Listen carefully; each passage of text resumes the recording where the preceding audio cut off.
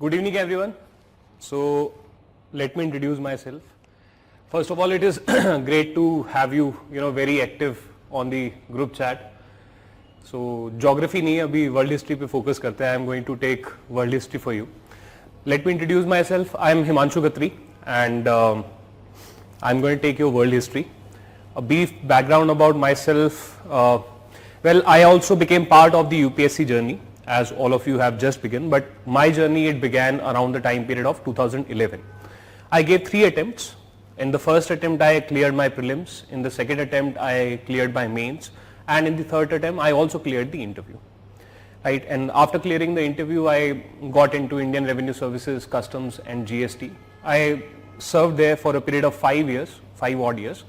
Then life is a sort of like, a journey where you take decisions, if you want to take decisions. कभी-कभी आप अपने dream को follow करते हो या कभी-कभी आपको थोड़ा सा लाइफ में लेट पता चलता है that what you actually want from your life. So I was always a very, very average student in the school.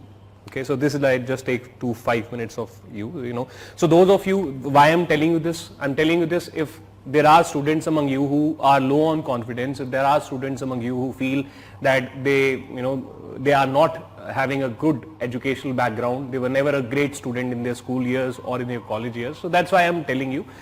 And the crux of that story is that if I can clear UPSC, then obviously you can also clear UPSC. So I was a very average student throughout my school life, but around the time period of 9th and 10th class, I decided that I need to become a little serious. So complete 180-degree change happened, and then I started preparing for IIT. No one expected that I would clear IIT, and I was a slow learner, but ultimately somehow I was able to clear IIT in my first attempt. Everyone was surprised, including my family members, my teachers, everyone was surprised, right? Some even said कि तुक्के से हो गया इसका, मतलब that kind of confidence was there on my end of performance that people said that कि इसका तुक्के से हो गया. Right, anyways, when I got into IIT, after that, sort of again I thought कि यार मेहनत तो इतनी करनी थी बस लाइफ में और मेहनत खत्म है. So I enjoyed my college life. In some of the subjects I did very well, but overall, in many of the subjects I did not well. So I became a 5 point someone. ठीक है, तो कोई नहीं, चलो फिर job लग गई तो फिर I worked there for 1.5 years, 2 years. दोबारा वो फेज आ गया कि यार अब तो लाइफ में दोबारा सीरियस होने का टाइम है. So there I got very good feedbacks and very good evaluations. I was among the top 2-3 employees of the company. But then I was like, यार ये तो मेरे को नहीं चाहिए. My other friends etc. in the company, they were working towards IM or ISB or something like that, XLRI. So I thought कि नहीं, मेरे को कुछ अलग करना है, मेरे को rat race से बाहर निकलना है. In the rat race I entered into IT, मेरे को बाहर निकलना है. So then I joined UPSC. I got inspired by some of the seniors, started preparing for UPSC. When I began my preparation for UPSC, so my initial doubts were very, very basic. I did not know what is the meaning of GDP. I did not know what is the meaning of what is the constitution. I had never seen read the constitution as such.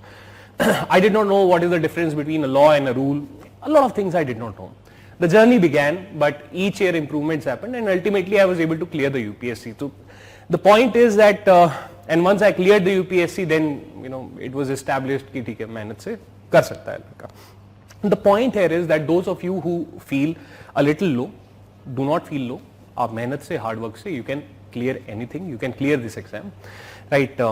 Anyways, so उसके बाद मैं 5 साल नौकरी करी, फिर 5 साल नौकरी करी. There also I was one of the favorite kind of subordinate, right? So, but somehow after 5 years in the service, मुझे को feel नहीं आ रही थी, वो मजा नहीं आ रहा था. I left the service and I've been teaching on and off from the time period of around 2013 etc. में.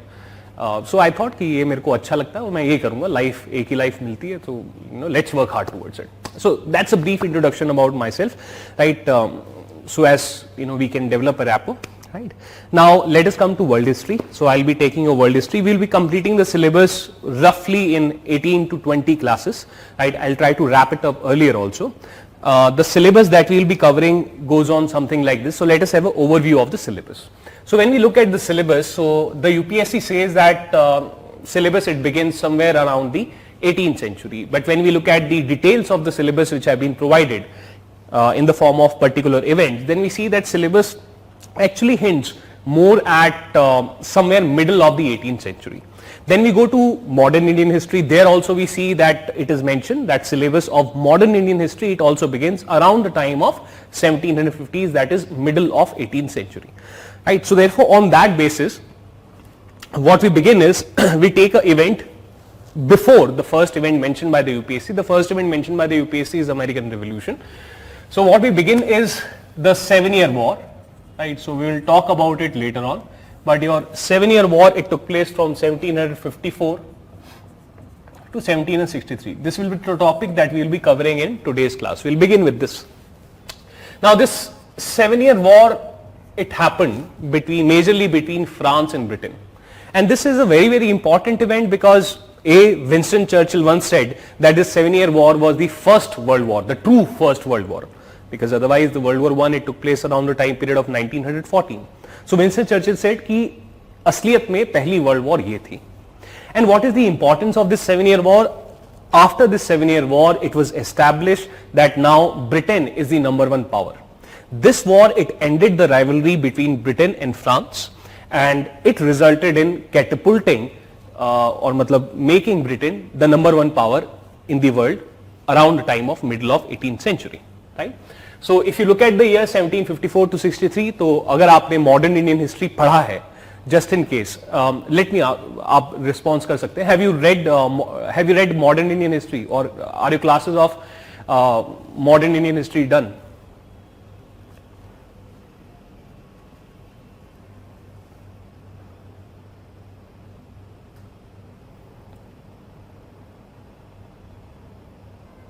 Sombir, if you can tell me. Rehan, Ayush, Priya, are your modern Indian history classes done, or okay? ठीक है, कोई issue नहीं. Later on, when you do your modern Indian history, thereon you will see that your Battle of Plassey, it happened around the time period of 1757, and your Battle of Wandiwash, it took place around the time period of 1760. Right? So therefore, when we are doing that, so therefore at that point of time, what we are having is the very same years. So जब India में Britain का power बढ़ रहा था, तब पूरे world में भी ब्रिटेन का पावर बढ़ रहा था. So that is the linkage which is there between your Indian history, modern Indian history, and your modern Indian history and your world history. Right? So that is there. So after this 7-year war, Britain is established as the #1 power. After this, we come across American Revolution.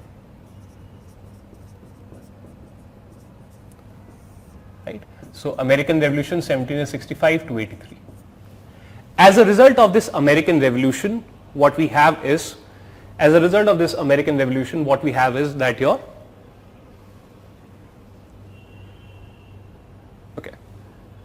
As a result of this American Revolution, what we have seen is that your US, that is the United States of America, it comes into picture, it takes birth, right? And it results in erosion of power of Britain, if not in the world, but at least in the American continent, right? So therefore, birth of America takes place. Polity wise also, this event is very, very important, because in this event, for the first time, a republic was established in the world. For the first time, a written constitution was brought into practice, right? So therefore, this American Revolution, now America, it is somewhat, so you know that this is your Atlantic Ocean, and here it is your Europe, and here it is your America. So therefore, what we can say is that polity wise, this was a landmark event in the history, and these ideas of democracy, these ideas of republicanism, they traveled across the two continents, that is across the Atlantic Ocean. And then immediately after this, what we see is that around the time period of 1789, your French Revolution takes place. French Revolution takes place, and now the ideas of democracy, ideas of republicanism, they have entered the domain of Europe. And this triggers a huge amount of, changes on the European continent, right? After this, war begins between France and the rest of the European countries, and the whole of Europe, it is engulfed in those wars until the final demise of Napoleon in 1815, right? So we will take a look at French Revolutionary Wars.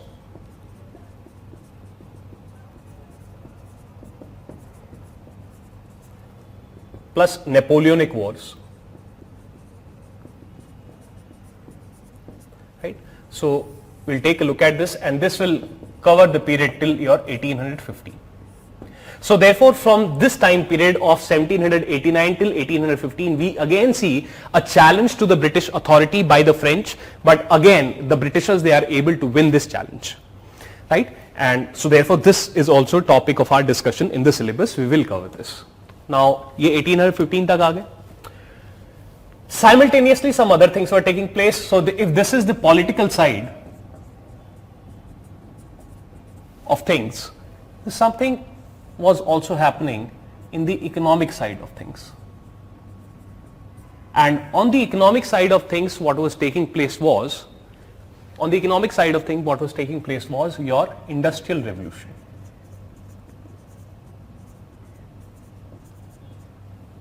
And industrial revolution, it happened where? Not in the whole world, it happened in Britain. And it began from 1750 onwards, and it will continue till your 1850s. So what do we see?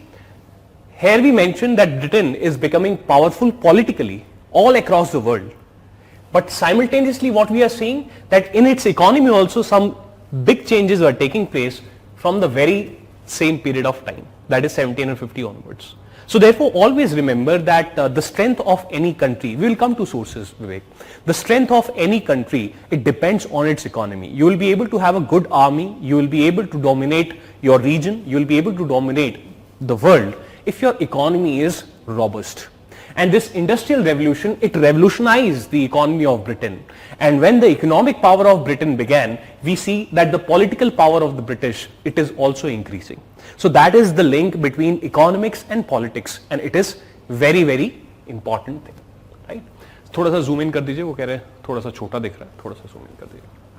Right. So we will be covering this particular topic of industrial revolution. This is just the syllabus. You don't have to note this down if you want to note this down, right? I'll write bigger, don't worry. Right. So this industrial, so we will study about this industrial revolution. We will study the impact of industrial revolution on Britain, and we will study the impact of industrial revolution on the rest of the world, right? So therefore we will take a look at this. Simultaneously in Britain, it happened from 1750 to 1850, and later on we see that it is in the rest of the world. It happened your 1870 onwards. So usually this is mentioned as the first industrial revolution, and this is mentioned as the second industrial revolution. And here we see countries like US, countries like Germany, countries like France, countries like Japan, they industrialize.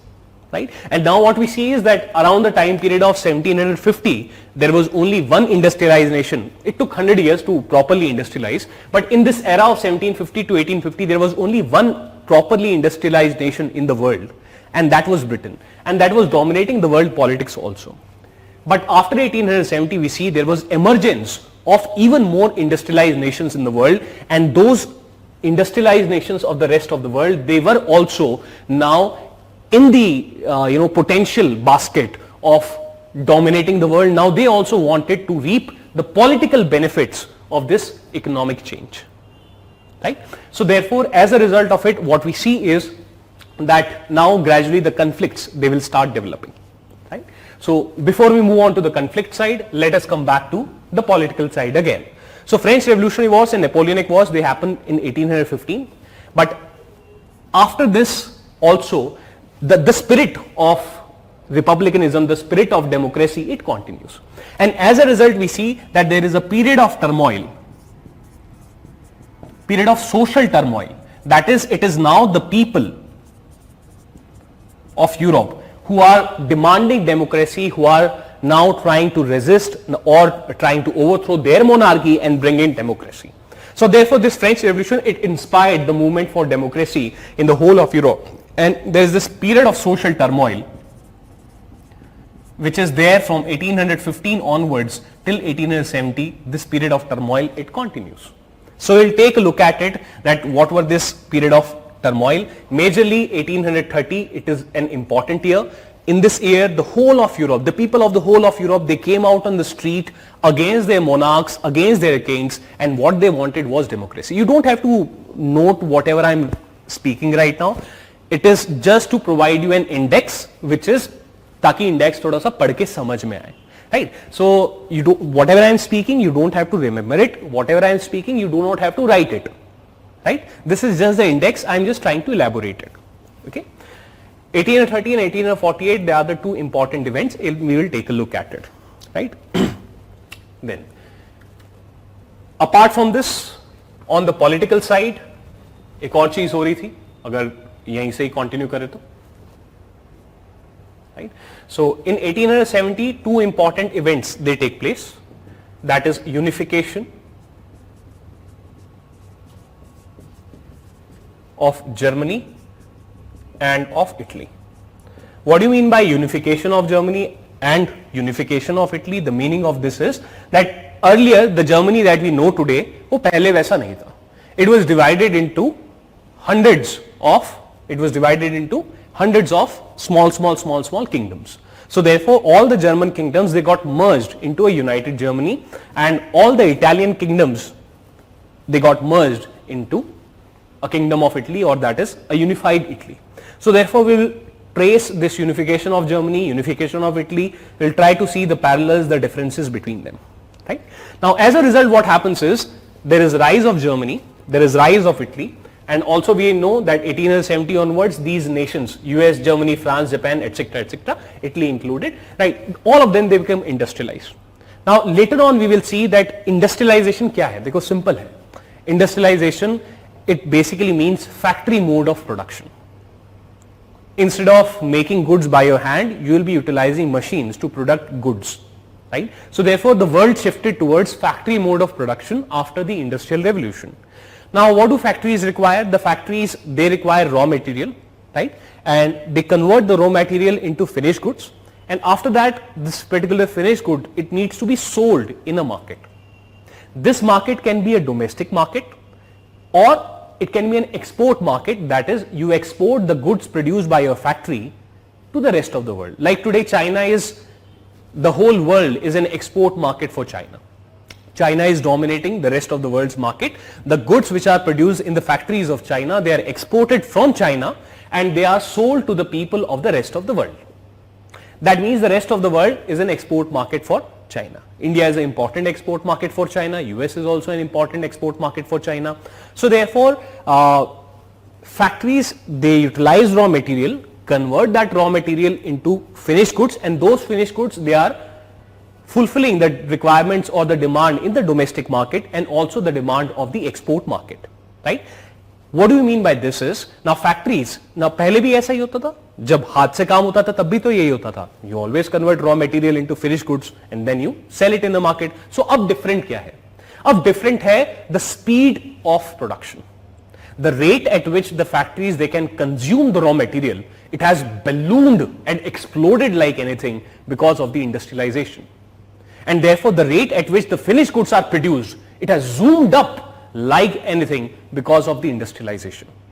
As a result, what happens? Now these industrialized nations, they need raw material very rapidly. उनकी भूख बहुत बढ़ गई है. They are like, they want to eat raw material like anything. And they are, putting out the finished goods at a very rapid pace. Now domestic market, it is saturated, for example. Still more goods are being produced. So therefore now the factories, they are searching for export market, कि हमको कोई export market दो या कोई export market दो. And now it is not just one nation, Britain, which is doing this. It is other nations also which are there in this race. For what? First of all, they want sources of raw material. कि हमको कहां से सस्ता कोल मिल जाएगा, कहां से सस्ता iron मिल जाएगा, कहां से हमको सस्ता बाकी टाइप का रॉ मटेरियल मिल जाएगा, रबर मिल जाएगा. And after they have got that, then they also want an export market. कि इसको बेचे कहां? अपनी कंट्री में तो जितना बिकना था बिक गया, आप कहीं और भी तो बेचना है. So therefore industrialization ने ये चीज को स्पीड अप किया. किसको? The production, the rate of consumption of the raw material and the rate of production of the finished goods.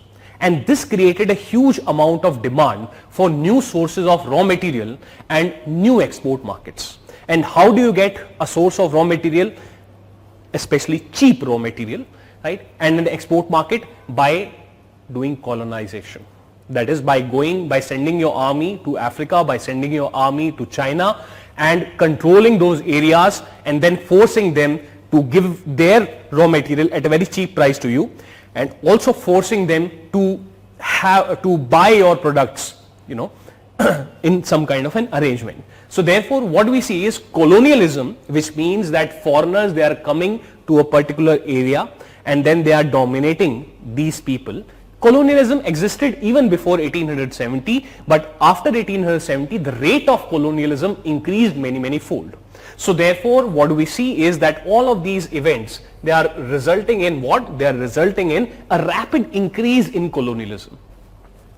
And this is in the form of a rapid increase in colonialism. And this is represented by two issues which we will be discussing. First is your scramble for Africa. What do you mean by the word scramble? Scramble means, people are running to get a piece of Africa. Right? They are fighting, they are scrambling कि यार मेरे को ये Africa मिल जाए, मेरे को Africa का ये पार्ट मिल जाए, आपस में लड़ाई हो रही है. Right? So therefore scramble for Africa. And then second part we also discuss colonialism in China. Right? So this scramble for Africa, the whole of Africa was scrambled by 1914. So this story, it begins from 1870 and it sort of ends by 1914, because by the time of World War I, 1914, the whole of Africa has been captured by these European powers. And the colonialism in China, it begins in 1840, and again by the time period of 1940s we see, so 1840 to 1949 तक का period, जिसको China आज के time पे बोलता है century of humiliation. And Chinese say that we are taking the revenge from the world of this century of humiliation. They tell their subjects कि कभी भी century of humiliation को मत भूलना. These were the only 100 years in the history of China where China was dominated by the foreigners. Otherwise, China has always been the #1 world economy, followed by India.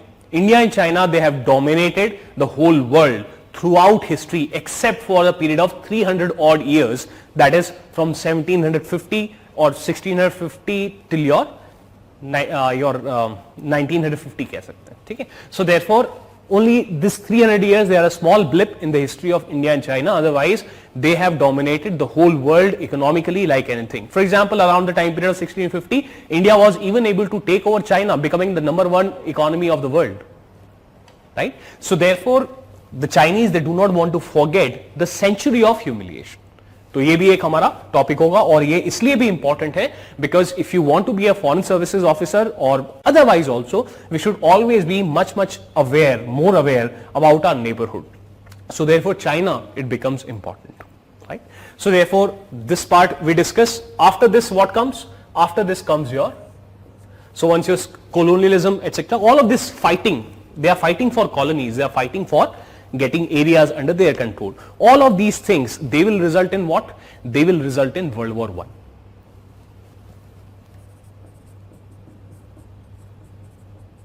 (1914 to 1918). So we'll take a look at the reasons for the World War I. We will take a look at the impact of the World War I. That how did the world change after the World War I, right? So we'll take a look at it. So all of these aspects we'll be discussing. That is, we'll be discussing the reasons, we'll be discussing the impact. After the World War I comes what? There is a small period of 1919 till 1939, a period of 20 odd years. And look, ऐसा क्या हुआ कि 20 साल के अंदर एक और world war? एक तो हमारा सिलेबस बढ़ा दिया यूपीएससी का, और ऊपर से इतनी तबाही हो गई. The world became a nuclear world. What happened in these 20 years that there is a world war? Again, just मतलब ये तो कभी भी नहीं हुआ कि 20 साल के अंदर ही दोबारा एक world war. That means the World War I was not able to resolve these conflicts. तभी तो World War II इतना जल्दी हुआ. So therefore we will, when we discuss the impact of the World War I, that how this particular war, it sowed the seeds of the World War II.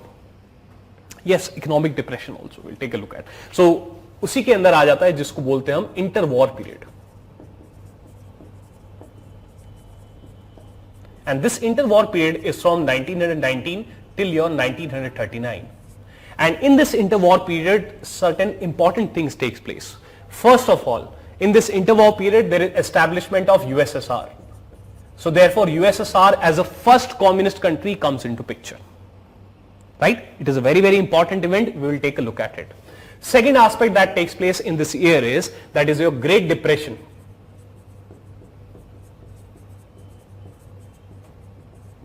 Of 1929 takes place. So we'll have a look at the Great Depression of 1929. And third aspect that we see is that there is rise of fascism. In 1922, there is Mussolini, and then in 1933, there is Hitler. So why did they come to power? Who was responsible for them coming to power, and why they were successful? Hitler was highly successful. By the time period of 1939, he had declared Germany as having zero unemployment. He was a great success. So therefore, we will take a look at fascism, we will take a look at Mussolini, we will take a look at Hitler. When we discuss USSR, we will take a look at communism, Marxism, etc. These kind of things will take place, right? So therefore, first of all, we will look at the political events related to USSR, and then we will also take a look at communism, Marxism, etc., etc. Right? And when we discuss it, then we will also be discussing socialism in China. So China we will be covering in a very good manner. So we will be communism in USSR, we will be taking a look at. In China, we will be taking a look at. Right? So therefore, we will see that how these things they are progressing.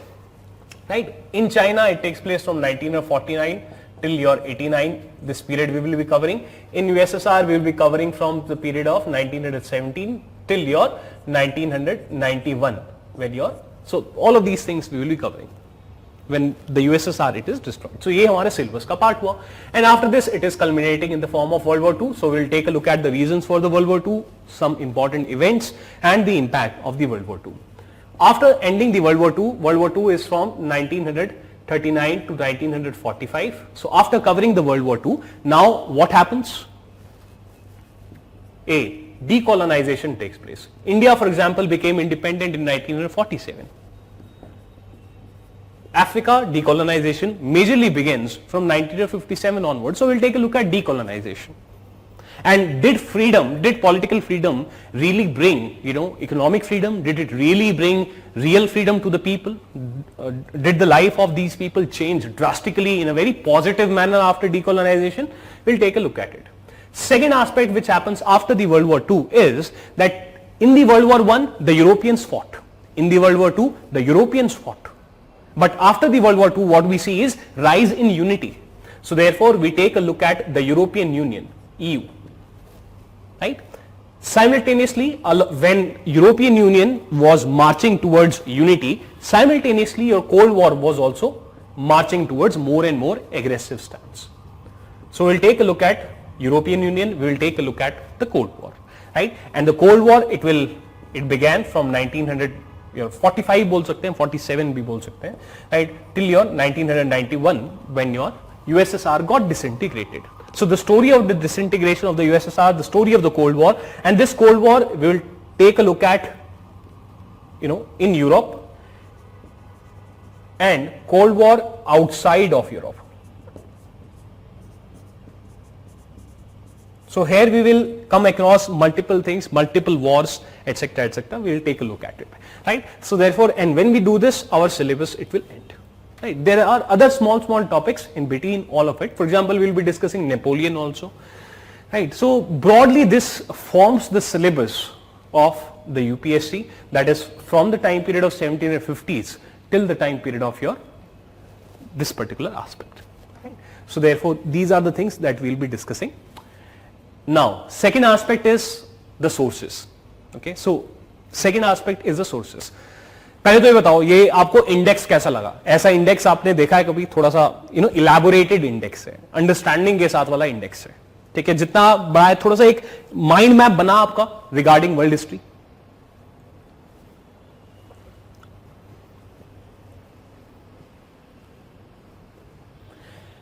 Apart from this, now let us come to the sources. Now, what are the sources for this? Now, in the UPSC, in the recent years, very few questions have been asked from the world history. That is why I think, yes, Arab-Israel conflict, etc., we will also take a look at. As part of this decolonization, we will also take a look at Arab-Israel conflict. We will also take a look at Gulf War, etc., etc. Okay, great. Right. So therefore, now let us look at the sources. Now, in the recent years, very few this thing has come. Very few questions have come from the world history.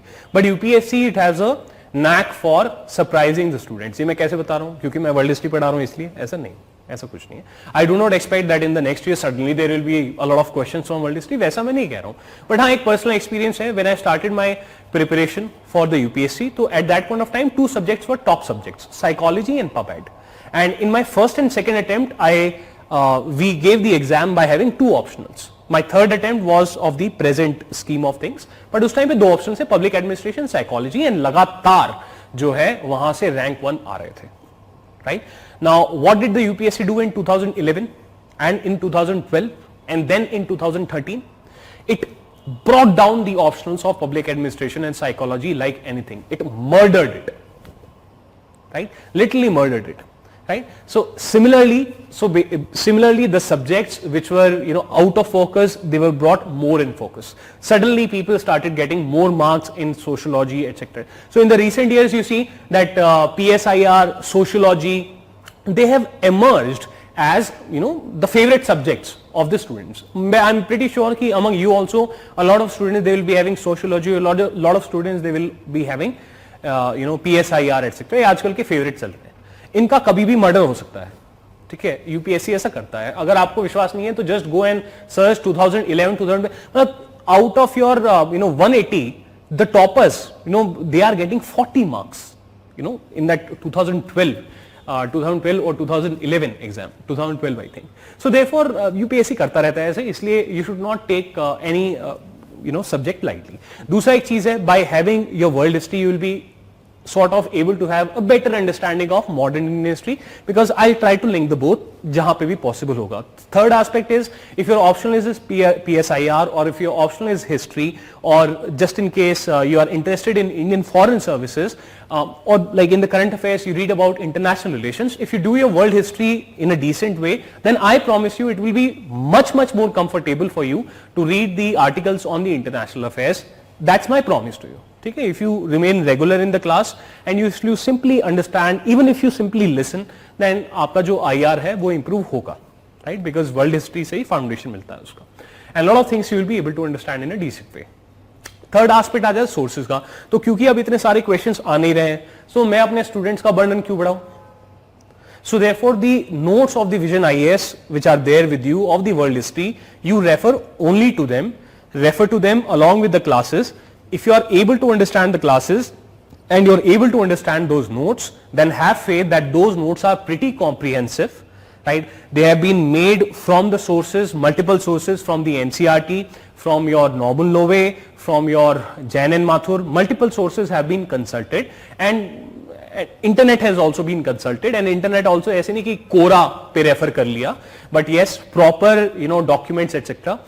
They have been consulted, and after that those notes have been prepared, and they are pretty comprehensive. अगर आप सिर्फ उनको कर लेते हो अच्छे से, so वो हो जाएगा. ठीक है. What is fascism? We'll discuss that. Fascism, Nazism, they are the same. Basically, it means a right-wing dictatorial regime whereby there is focus on extreme nationalism, और लोगों को बोला जाता है that you need to focus on extreme nationalism, and we are the caretakers of the nationalism, and as part of fascism there is lack of democracy. The democracy, it is killed, and there is establishment of dictatorial regime under one important leader. Yes, so vision material and the class notes, they are enough, right? Future of PSIR, अब ये future तो कोई predict नहीं कर सकता, but point ये है कि if for a period of let's say 4 years, 5 years, 7 years, if a subject has run very well, तो मतलब हो सकता है, because UPSC itself maintains a proper data that from which particular optional how much percentage of successful candidates are coming, and if from any particular optional or from any particular background more number of students are coming, then they do scaling or they try to bring parity because they want to maintain. ठीक है.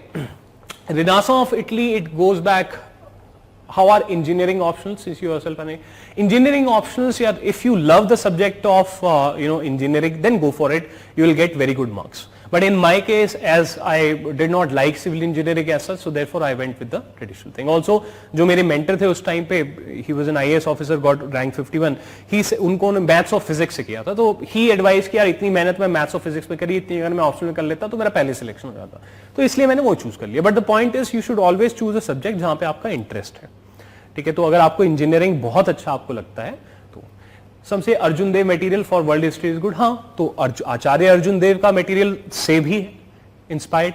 सो Acharya Arjun Dev material plus normal Lowe plus your, when I mention NCERT, it is the old NCERT which is written by Acharya Arjun Dev. So जितने भी आपके top के materials हैं उन सबको include करके इस पे किया गया. ठीक है, let us restrict ourselves to world history right now. भी बहुत सारे आ रहे हैं. वही सब्जेक्ट सबसे अच्छा है जो आपको समझ में आए. ठीक है, बस इतना है निष्कर्ष. और बाकी किसी की बातों में मत आओ.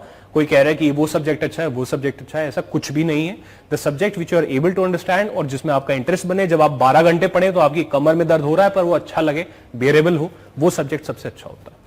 ठीक है, सो सोर्सेज में मैं आपको यही कहूंगा that if you refer to class notes, if you refer to the PPT which will be providing you, the handwritten notes which will be providing you, the dictation etcetera which will be providing you, and if you refer to your Vision IAS notes, those are enough.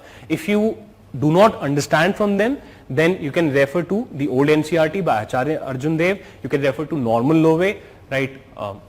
अभी इन दो पे आप focus कर लो तो वो बहुत है. ठीक है, तो that much is good enough, right? So if you want to note this down, अच्छा, then I'll give you 2-3 minutes. अब अपना रेपो भी एस्टैब्लिश करते हैं. हमारा क्या रेपो है? I will be drawing a lot of flow charts on the whiteboard, and those flow charts they will be in legible capital letters. जैसे ये है, right? It is sort of an index, तो elaboration नहीं है, वहां पे इलैबोरेशन होगा. Those flowcharts they will assist you in revising world history in a very quick manner when you are near to the exams. At times I'll also be providing you dictation, right? At times I will be providing you with handwritten notes also, जहां पे लग रहा है कि time को manage करना है और समझा दिया. The PPTs they will also be available to you wherever they are discussed in the class. They will be made available to you. So therefore the structure that we are going to follow is, if I am writing anything on the board, then you do not have to write it simultaneously. ठीक, थोड़ा सा zoom out कर लो camera को, कह रहा. ठीक है, थोड़ा zoom out कर लो. If I'm writing anything on the board, you do not have to write that simultaneously. Every time I fill this board, after that I'll be giving you 2 minutes or 3 minutes or even 5 minutes depending on the content which is there on the board. So you do not have to be anxious that I will delete this board immediately. वैसा नहीं है. I will be giving you time. Those of you who want to take a screenshot, they can take a screenshot, but the best way is that you write it on your own, right? So इस तरीके से रहेगा हमारा जो है, तो time दिया जाएगा. आपको कोई भी डाउट है, ठीक है, you can ask through the batch coordinator, because this particular window which is there, बहुत सारे मैसेज आ जाते हैं और उसमें पता नहीं चलता है, right? So batch coordinators role is very very important. He is a very essential part of the team. She and he, ठीक है, जो भी आएंगे हो सकता है डिफरेंट बैच कोऑर्डिनेटर्स हो. So they will be very very important part of this. They are very very learned. They have given mains etc. They are pretty learned. So therefore you ask questions through them. The questions which they will be able to answer, they will answer. The questions which they feel merit the time of all the hundreds of students, so therefore they will be forwarded on the scheme, right? So Saloni, right now, Saloni, Ayushiba, right now you focus only on the Vision IAS notes. If after, give me time period of 5 classes, 5 or 6 classes, आप मुझे 5 से 6 classes तो दे सकते हैं उधार. आप मेरे को सिर्फ 5 से 6 क्लासेस दीजिए उधार, और उसके साथ में आप कहते हैं विजन आईएएस के नोट्स पढ़िए और क्लास अटेंड करिए. And after that also if you feel that we need more elaboration और we need more reference to the sources, then you can again point it out. I will again mention it and then you can note this down. ठीक है, so if screenshot is not allowed तो अच्छी बात है, आप हाथ से लिखिए. ठीक है, जितना लिखेंगे उतना ज्यादा अच्छे से समझ में आएगा. ठीक है, आप बस मेरे को 5 से 6 क्लासेस का आप मेरे को समय दें.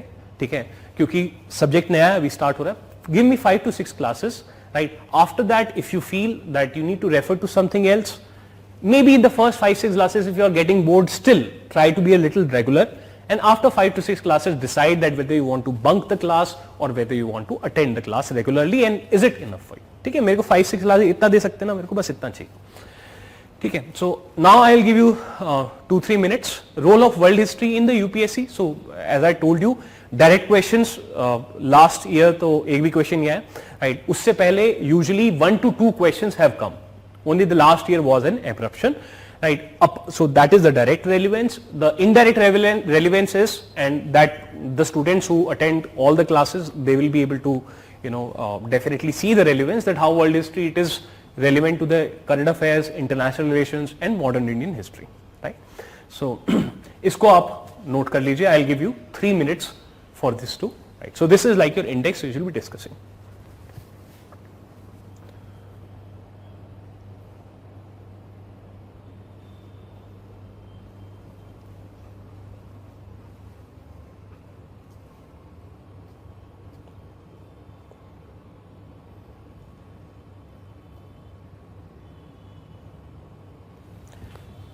Astha, this is a lecture plan. These are the different topics we will be discussing. So today is the first lecture, so we'll be discussing 7-year war. Once we do that, we'll come across American Revolution. Overall, I estimate that around the time period of 18 to 20 classes, और भी पहले करने की कोशिश करेंगे, we'll be able to complete the class.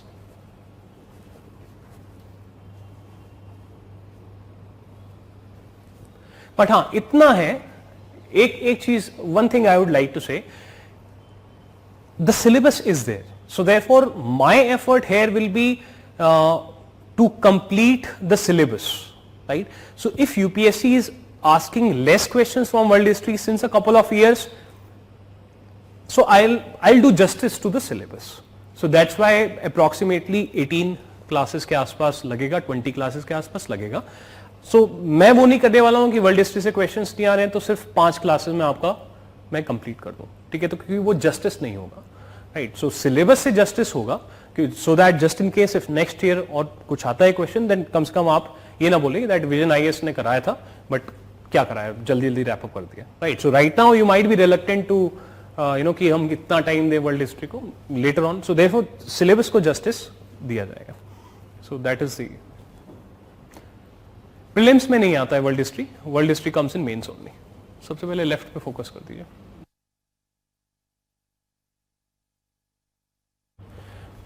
Communism in China 1949 till 1989.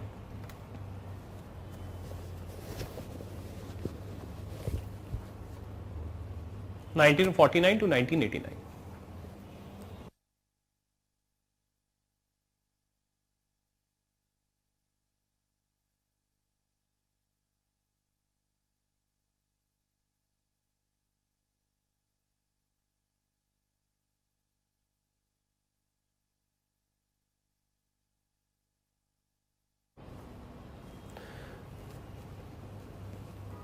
Yes, Mohit, I'll be covering it in full. I'll not be ditching you. Public administration is doing fine, कोई problem नहीं.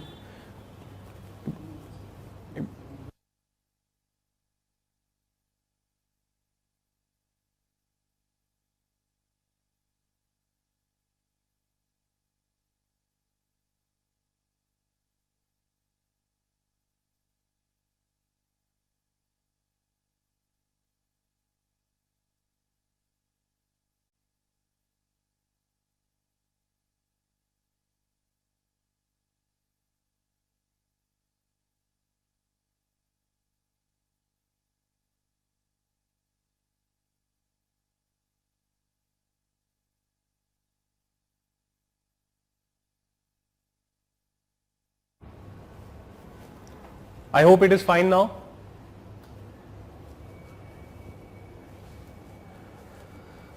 Public administration बढ़िया option है यार, बाद में भी काम आता है, एथिक्स में भी काम आता है.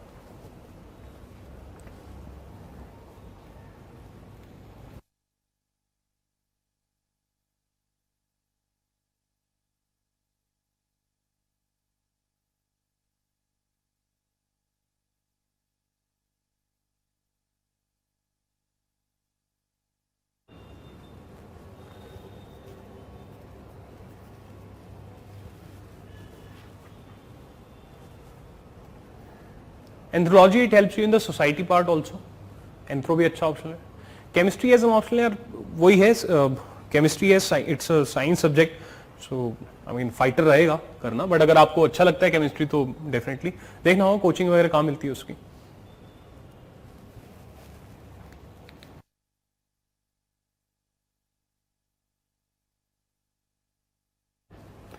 सारे ऑप्शंस का रेलेवेंस है, लॉ भी बढ़िया है, कोई प्रॉब्लम नहीं है उसमें. बाद में कभी क्लास में I share, you can next class में कभी मैं आपसे एक डॉक्यूमेंट शेयर करूंगा, वो उसमें कहते हैं ये दिया हुआ है कि how many students have qualified from which particular option. Psychology बढ़िया ऑप्शन है यार, इंटरेस्टिंग ऑप्शन है. सोशलॉजी बहुत फेमस चल रहा है, बढ़िया ऑप्शन है. हिंदी लिटरेचर थोड़ा निशे है, ठीक है. अब मैं बोल के दिखा देता हूं आपको जो, हाँ वेट, हाँ तो कुछ नहीं, कम्युनिज्म इन चाइना, बस 2 ईयर लिखे हुए, 1917 टू 1991, 1949 टू 89, बस इतना ही लिखा हुआ. फाइट रहती है, मतलब प्रॉब्लम रहती है ऑप्शन में, मतलब थोड़ा सा निशे एरिया है. So if you are a law student then half of your syllabus, तो half of your preparation is already done.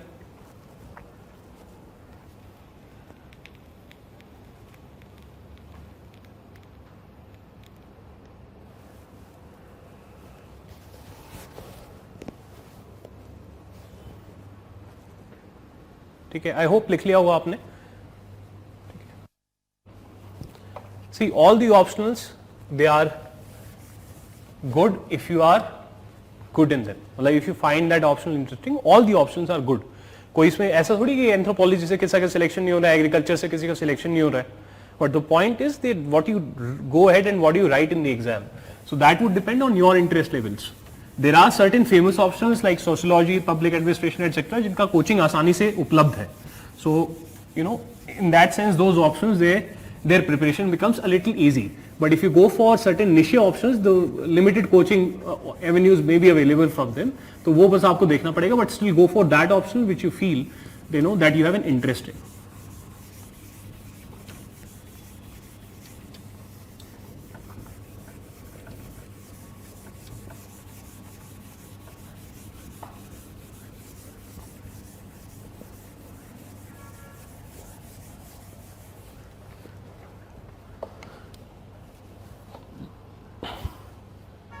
Okay.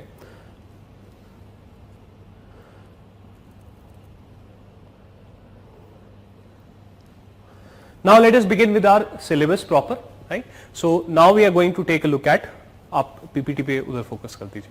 Now we are going to take a look at the 7-year war of 1754 to 63. So this is the 7-year war, 1754 to 63, right? So I'll show you certain maps so that we are able to get a sense कि कहां पे उस time पे क्या था. So this is the map of, आप इस पे कर दीजिए. This is the map of Europe. It will come on your screen. Yeah. So this is the map of Europe which was there around the time period of 1750s. So look at the important countries. France is here, Great Britain, it is here.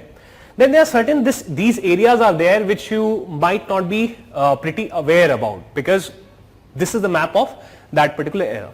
For example, मैं अपनी finger से point करूंगा. This is the Holy Roman Empire. What is this Holy Roman Empire? This is the modern day Germany. Okay, so this is known as the Holy Roman Empire at that particular point of time. It was no empire as such. It was basically a very weak, centrally very weak kind of an empire, but a lot of multiple small kingdoms were there. Right? Then another important kingdom which we'll talk about later on is Prussia. So this Prussia, the blue part that you see, it is the present day, modern day Germany, and Prussia was the founder of the United Germany as we know it from 1870 onwards. तो यहाँ पे जैसे Prussia आ गया. Then this is your Poland, the modern day Poland, right? This Poland will not be there after a period of time, right? वो हम देखेंगे. This is Russia, that is USSR, ठीक है? So मोटा मोटी है. Apart from this, here it is your Austria and this is your Hungary. So when we discuss later on the World War I, that there will see Austria-Hungary Empire or only Austria at some point of time. This particular portion, it is known as the Balkan area, right? This is known as the Balkan area. This is the Ottoman Empire. So in 1750s, you see that the Ottoman Empire, it had all of these territories. This is the Black Sea, and above the Black Sea, you have this Russia. In the Black Sea, there is this Crimea. So very recently, around the time period 2014-15, your Crimea was taken over by Russia from Ukraine, right? So this is your Crimea. This is your Italy, divided into multiple kingdoms. Kingdom of two Sicilies or Sicily and Naples, papal states which were ruled by your Pope. ये मैं आपको बस एक I'm just telling you this particular map कि ये countries यहाँ पे हैं और कोई relevance नहीं. Just to make you a little familiar.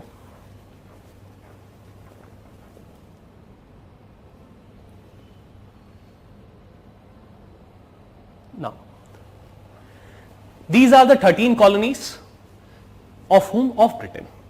So this is your North America, and in North America, on the right hand side of North America, you have these 13 colonies which are on the sea side, and these 13 colonies, they were established from 1637 to 1732. You do not have to remember the names of these colonies, you do not have to remember the years of these colonies, just pictorially I want to represent that when we refer to those 13 colonies, तो वो 13 colonies कौन सी थी, right? So these are the 13 colonies which were established by the British.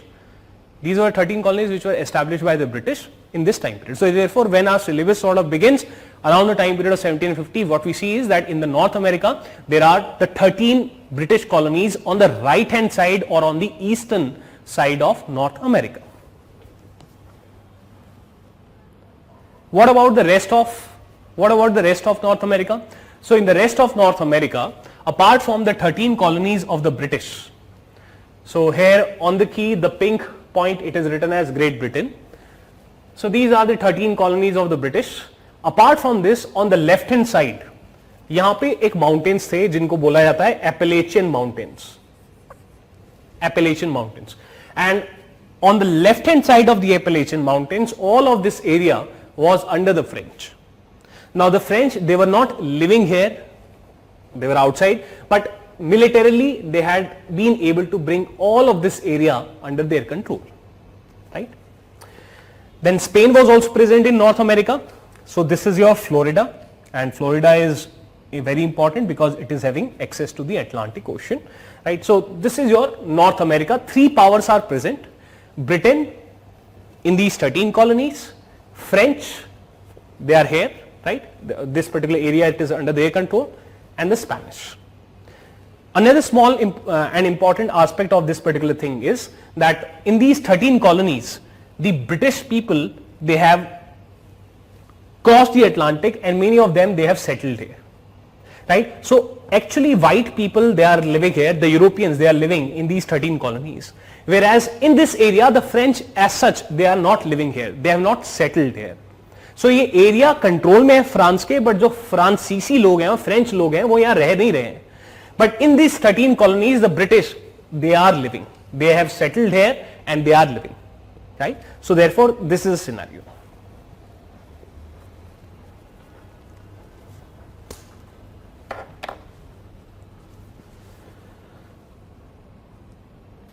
Okay.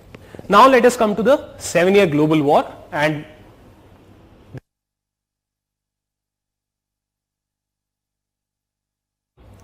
okay. Now let us come to the 7-year war.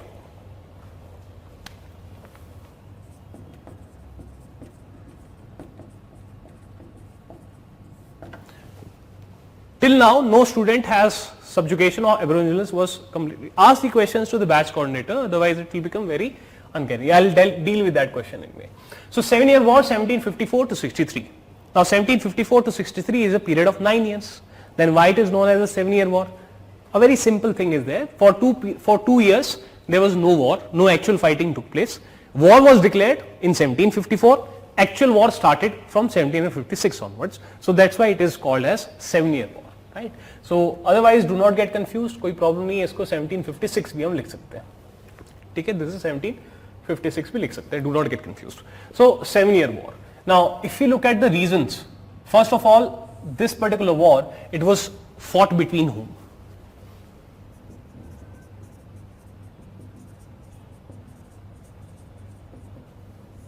This becomes the first question.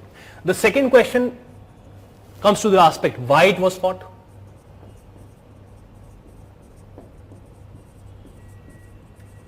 That is the reasons for the war. And the third aspect which becomes important is what was the impact of this particular war. Okay, 1754 to 63 is a period of 9 years, but called 7-year war. Why, Tanvi? So as I've told you, the state of war was declared in 1754, but the actual, yes, I'll show you the PPT. The actual war, it was fought from 1756 to 63, so that is why it is known as a 7-year war. But the time period technically 1754 to 63, not important, right?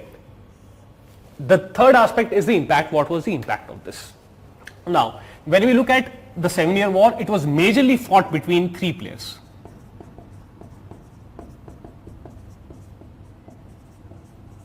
And who are these 3 players?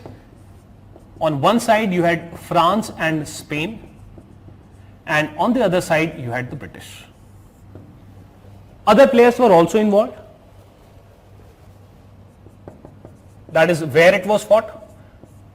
So this war, it was fought all over the world. That's why Winston Churchill was, video is lagging. No, not working. Okay. Okay, I'll wait.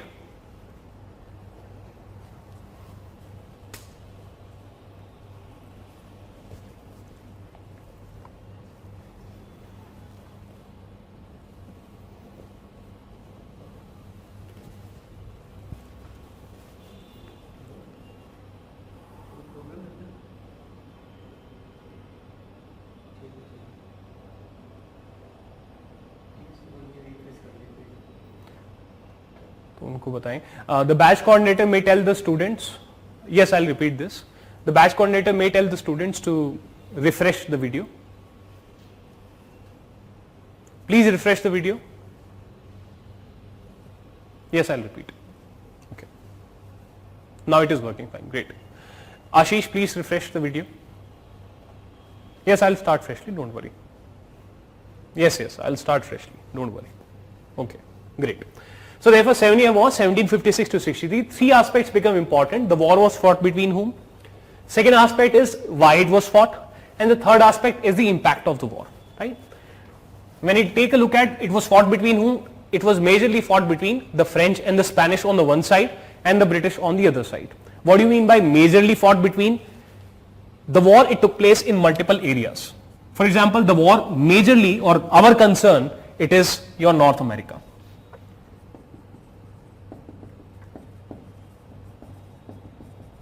Plus the war also took place in Central America. Third, the war also took place in West Africa. Then the war also took place in India. And lastly, the war also took place in Europe. So because the war took place in Europe, right, so there were certain issues, certain territorial disputes in Europe. They are not important from the perspective of our syllabus, because the importance of the 7-year war is because of the American Revolution. It resulted in few things which resulted in the American Revolution. So our primary focus is going to be the North America, right, and these other areas are not going to be primary focus. In Europe, certain other allies of France and allies of Britain, they were fighting, like Prussia was fighting, Austria was fighting, Portuguese were fighting. So small other players were fighting, but they had no role in North America, West Africa and India. Here the major issue, the major issue here was between the British and the French, right? So that's why we say majorly between France and Spain on one side and Britain on another side. Spain obviously a second rate participant. The first participant is France, second is Britain. ठीक है, तो majorly लड़ाई France और Britain के बीच में हुई, right? So it is fought in multiple areas. What is the reason for the war? When we look at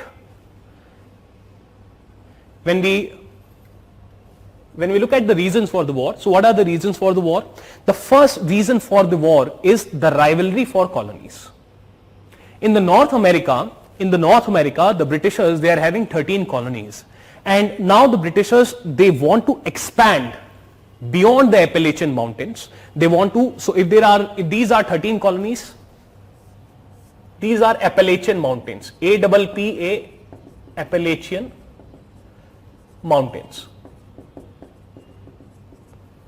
right? इसका नाम आपको मिल जाएगा, Appalachian Mountains, APPA, So if these are your Appalachian Mountains,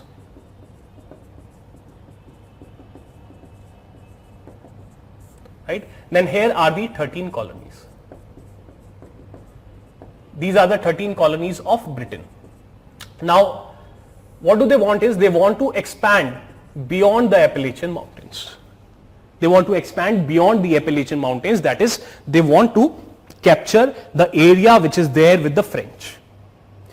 In the North America. So therefore, what is the first reason of the war? The first reason of the war means that it was a rivalry for the colonies, and the Britishers, they wanted to expand the area under their control in North America by taking away the area from the British. 1754 or 56? 1754. Technically the war began in 1754, but for a period of 2 years no one fought. The actual fighting took place in 1756. So that's why it is known as 7-year war. You should use 1754 because that is technically correct.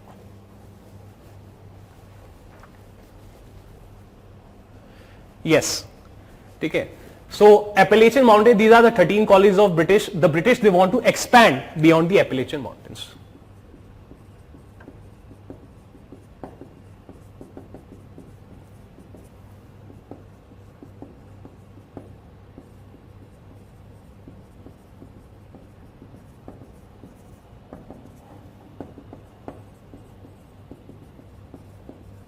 They wanted to expand beyond the Appalachian Mountains into North America. Now, what is the problem of the French? First of all, the French, they control the area on the west side of the Appalachian Mountains. Second issue is, what is the importance of Americas for the French? For the French, what was really important was the Central American colonies. I'll show you the Central American colonies.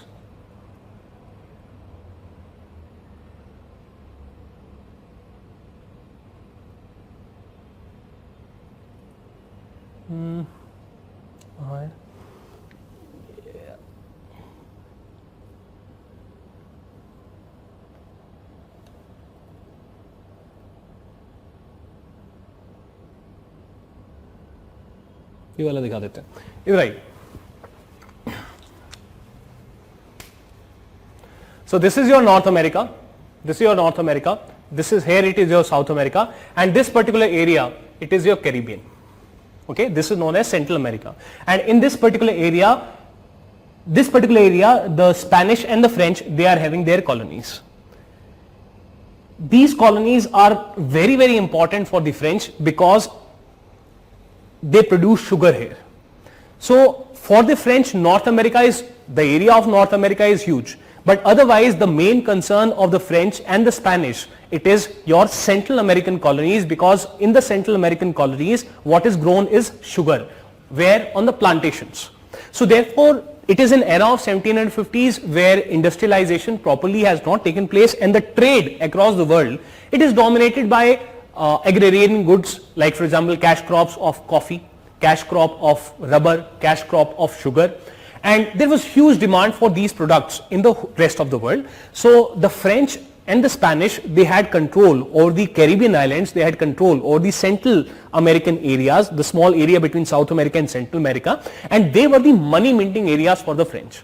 So the real concern for the French and the Spanish was the Central American colonies, because they were very, very remunerative for them, they were very, very profitable for them. So therefore then why the French are having any problem with respect to British expanding beyond the Appalachian Mountains? कर लेने दो भैया फिर उनको expand. आपको north America से ज्यादा फायदा नहीं हो रहा है, बहुत बड़ा लैंड है, बट आपको मेजर फायदा हो रहा है सेंट्रल अमेरिका से, तो ब्रिटेन को पूरा का पूरा नॉर्थ अमेरिका कैप्चर कर लेने दो.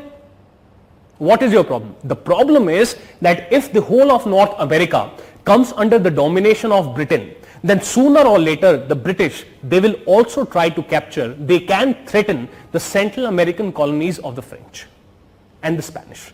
So therefore the French, they did not want the British to dominate whole of North America, because then it will put Britain in a very strong position, and tomorrow the British, they can threaten the sugar colonies, as they called it, of French and the Spanish, right? So therefore the British, they wanted to expand beyond the Appalachian Mountains in North America.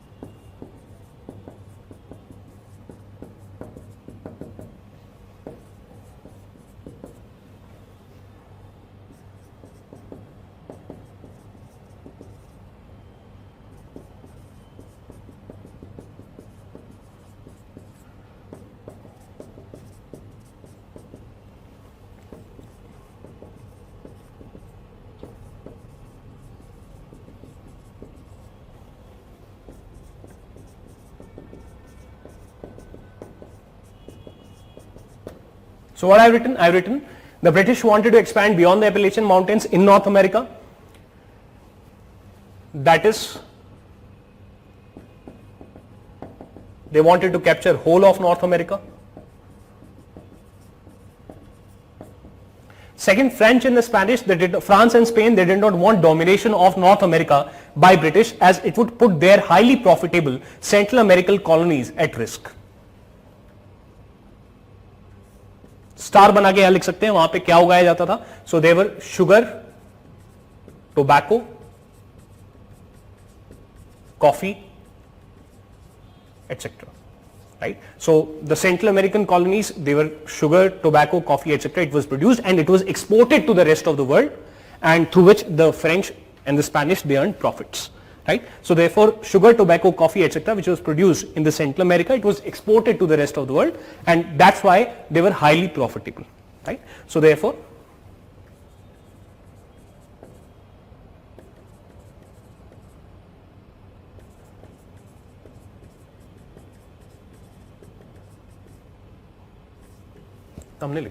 so therefore this becomes the primary reason. The third aspect which comes into picture is impact को थोड़ा सा अब इधर करेंगे, because हमारी reasons continue करेंगे. So we'll take a look at that later on.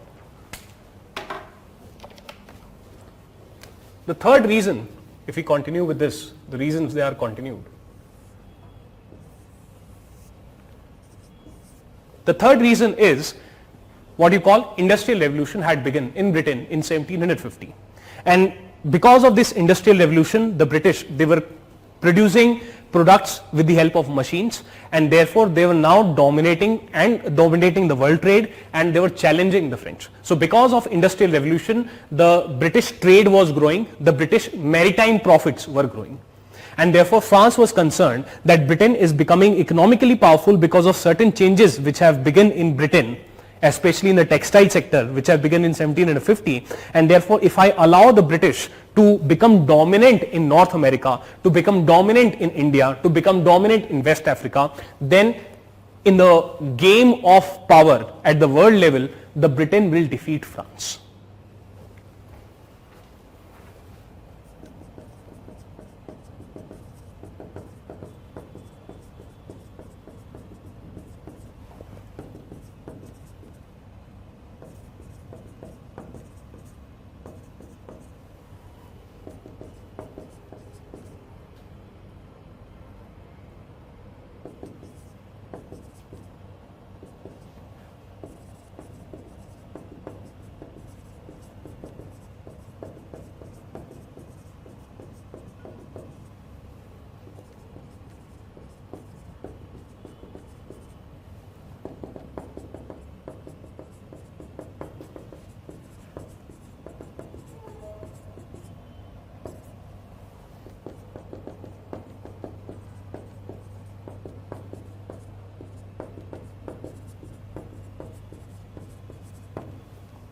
Industrial revolution in Britain had begun in 1750, plus British maritime trade profits were rising, therefore French felt threatened and did not want increase in British power. Right? How the British power will increase? If they are able to expand beyond the Appalachian Mountains, if they are able to capture the whole of North America. Right? So therefore, this is how your things are progressing. Apart from this, right, fourth point is the British sea power was also rising.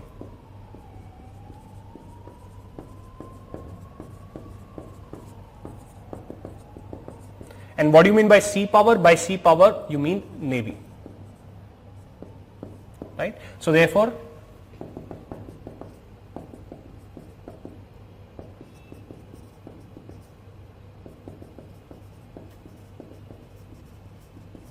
they felt threatened. So these are the reasons because of which when the British, they wanted to expand, the French, they resisted. Right? And the conflicts were there in India also, in West Africa also. For example, there was a small issue with respect to your there's raw material called gum. ठीक है, उतना important नहीं है बाकी वाला. अब mainly तो North America पे focus कर रहा हूँ, North America और Central America, because that is linked with our switch off the light. Where are you writing? कौन सा light? ये वाला light तो बंद हो नहीं सकता है ना? हाँ जी, अच्छा नहीं नहीं, यहाँ पे कौन सी लग रही है? ये वाली। अच्छा हाँ जी, अच्छा क्या लिखा हुआ है? Revolution in Britain had begun. ठीक है,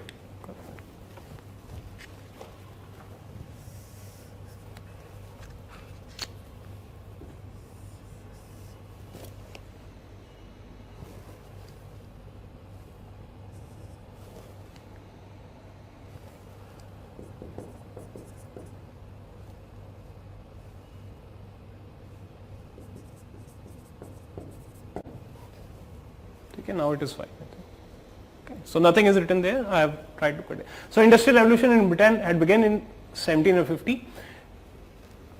British maritime trade profits were rising. So these became the reasons for the war. So this much you note down. After that we will go on to the results of the war and the impact it had. आप सबसे पहले यहाँ left वाल पे focus कर दीजिए.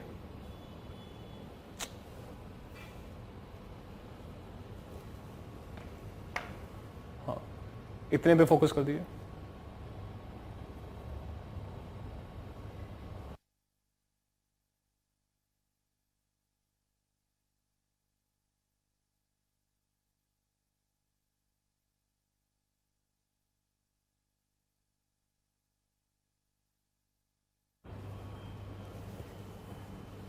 Please note it down. I'll give you a couple of minutes for this.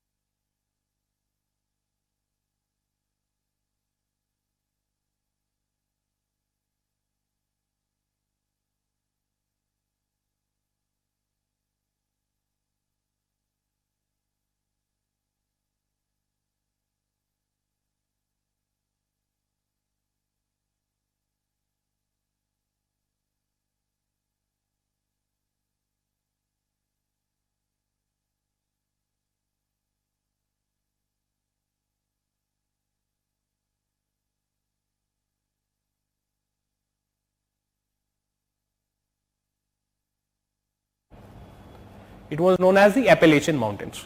आप एक काम करिए, ये दो पार्ट्स को कवर कर दीजिए. यहां से राइट दोनों दिख जाएंगे. यहां से राइट में कवर करिए थोड़ा सा और, बस ठीक है, सब दिख जाएगा अभी.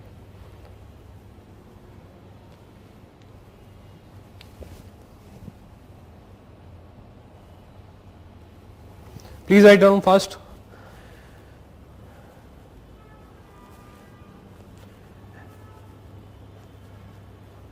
Kushal, I'll answer that query, but please ask the batch coordinators, right? So they will forward the relevant query. Where were the sugar coffee they were exported? They were exported to Europe. They were exported to North America. Okay. Okay. So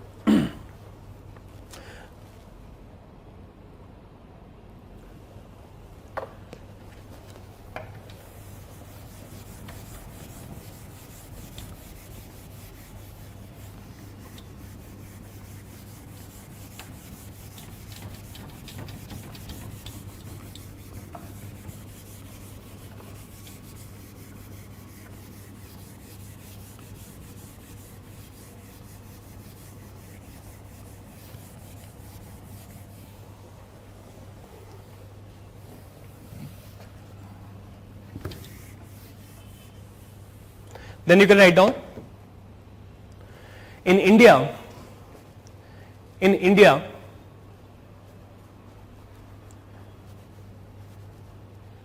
also the British and the French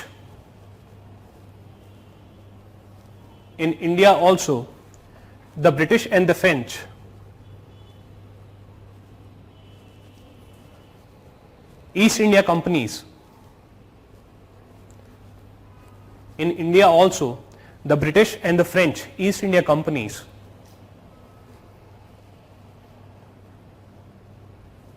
fought among themselves for hegemony over trade with India. In India also the British and the French companies fought among themselves for hegemony over trade with India.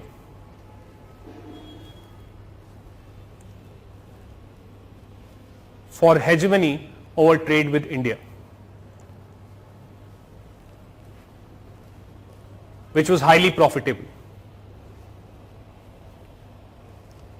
Fought for hegemony over trade with India, in brackets, which was highly profitable.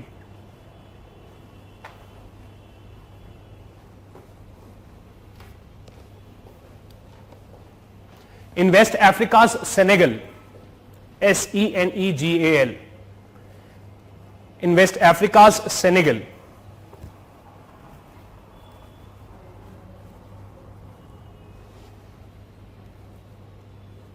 Africa's Senegal,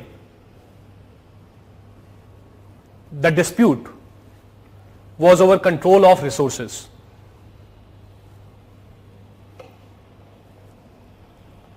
In West Africa's Senegal,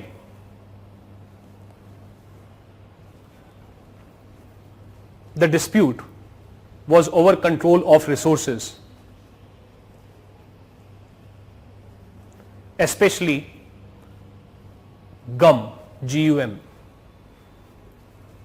especially gum, G-U-M.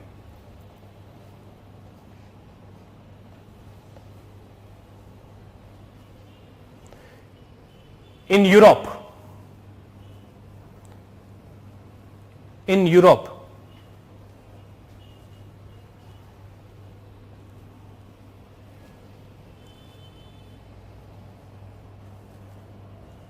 the allies of Britain and France, in Europe, the allies of Britain and France fought against each other. In Europe, the allies of Britain and France fought among each other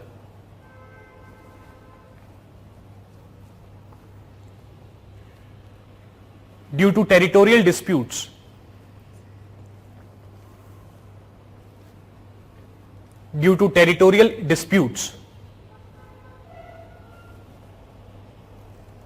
created by expansion by Prussia. The territorial disputes created by expansion by Prussia.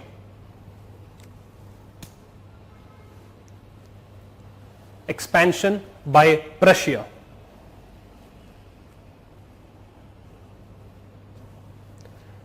territorial disputes created by expansion by Prussia.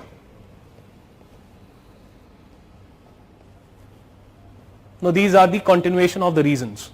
So we have discussed the reasons, we have written the reasons in North America. Now we are writing the reasons regarding India, West Africa and Europe. The territorial disputes created by expansion by Prussia.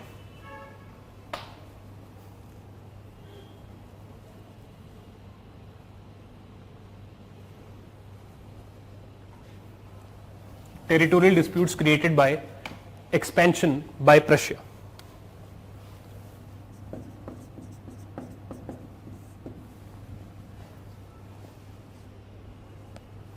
Now let us come to these are the reasons which are, so with respect to North America, we have looked upon the reasons by writing them down. I have dictated you the small reasons of the other less important areas, right? Now let us come to the result. The result was that the British and its allies, they were able to win the war, right? And once they are able to win the war, so obviously, certain things will take place. So as part of the result, for example, if you look at North America, so what is basically happening is that after this war, a treaty is signed. Whenever a war ends, after that, a peace treaty is signed, right? And in that peace treaty, some negotiations takes place and both the sides, they come to an amicable position, they come to a middle ground. So the treaty which was signed was Treaty of Paris, 1763, right? So the result is that the British, it won, right? They won the war. We are not studying the military history. We are not studying the military history. That's why we are not getting into the details of individual small battles which would have taken place, right? But overall thing is that the Britishers, they were able to dominate the war, right? So the Treaty of Paris, it was signed between the French, the British, the Spanish, etc. And as part of this treaty, what are the clauses of this particular treaty? Now, as part of, look, what is the concern of the French? What is the main concern of the French and the Spanish? The main concern of the French and the Spanish are the money minting islands of the Central America. So therefore what happens is the French will say that, okay, you have won the war, but our core interest are the colonies of Central America. So therefore, if a treaty has to buy peace, then it has to respect the core interest of even the losing party. A peace treaty cannot be such where you are saying that I will take everything and you will get nothing, because that will not bring peace in the long term, right? So therefore, the whole motto of the peace treaty is that even the losing party's core interests, they are respected. Only then the losing party will promise that, okay, I will not be waging a war again. If a peace treaty is not such a peace treaty, then it will result in a war again and again. For example, when we look at the World War I, so the peace treaties which were signed after the World War I, they did not take care of the core concern, the core respect, the core dignity of Germany, and as a result, within a period of 20 years, we saw another world war, that is the World War II. So for that reason, the core interests of the French and the Spanish, they will be respected. And as part of this, what do we see? The French and the Spanish, they were allowed to retain their Caribbean islands.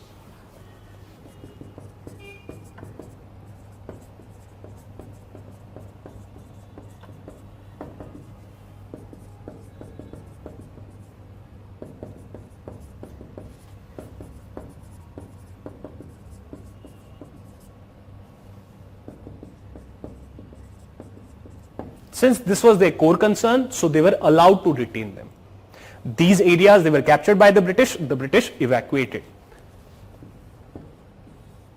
But what happened in the North America? Obviously the victorious power is Britain, and Britain, it will be getting something out of this. So their major concern for fighting this particular war in the North America was the whole of North America.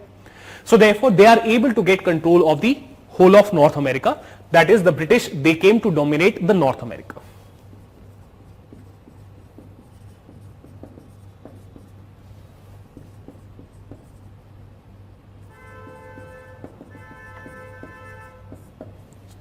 They got control over the North America. They captured the French areas, right? And therefore they defeated the French, they defeated the Spanish.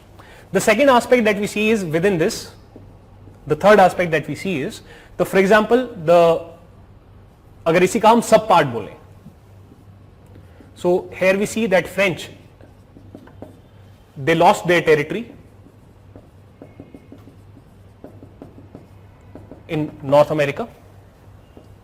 The Spanish, they lost Florida. Spanish, they lost Florida. So French also lost their territory, the Spanish also lost their territory, right? So therefore this is the major aspect of it. And इसको further elaborate करें अगर, so we can say the British, they got Canada. Canada, it is earlier with the French. Now the Britishers, they are able to capture it, right? So this is how your things are taken. So largely this is the thing, right? So the whole of North America, it comes under the control of the British. The Spanish, they lost Florida. The French, they lost territory in North America. British, they got Canada. Okay? So this kind of thing, the whole of North America, it is dominated. This is what is happening with respect to North America. Now third component, India. Now India is very important. Why? Because the 7-year war took the form of, what did it include? It is from 1754 to 63. So therefore the 7-year war, it took the form of, in India, first of all you see that in the Battle of Plassey also there was certain conflict between the British and the French, that is the British East India Company versus the French East India Company. The French possessions of Chandarnagar, etc., they were attacked. The second aspect and the major aspect is the Battle of Wandiwash. So in India, the 7-year war took the form of Battle of Wandiwash.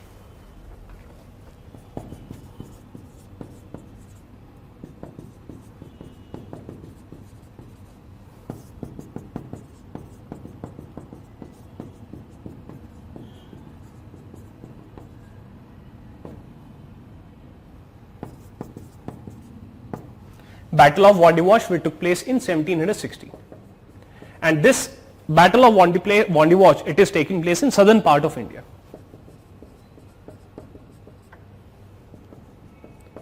And as a result of this Battle of Wandiwash, the French, they are decimated, they are defeated, and now the French, they are restricted only to Pondicherry. That means after this 7-year war, the French stopped being a threat to the Britishers in India. Right? They were routed out of South India, they were routed out of Carnatic, they were routed out of northern Sirkars, etc. Right? So therefore, this is what is. Let us take a look at the map.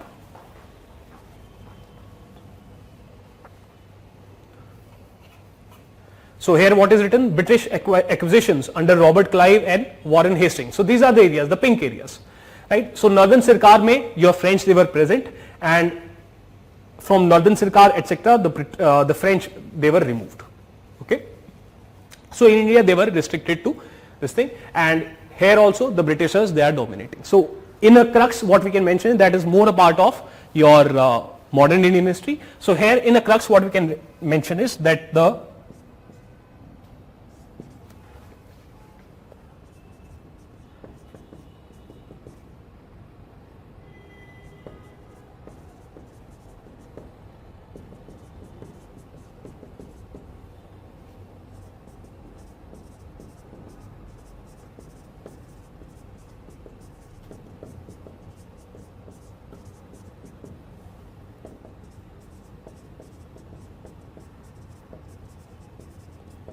right, the British ended the French threat in India, and France was now restricted only to Pondicherry. So therefore this laid the ground for the British developing the Indian Empire, right? So therefore this laid the foundation of British Empire in India. Or instead of saying laid the foundation, so therefore the 7-year war, it helped British build the Indian Empire.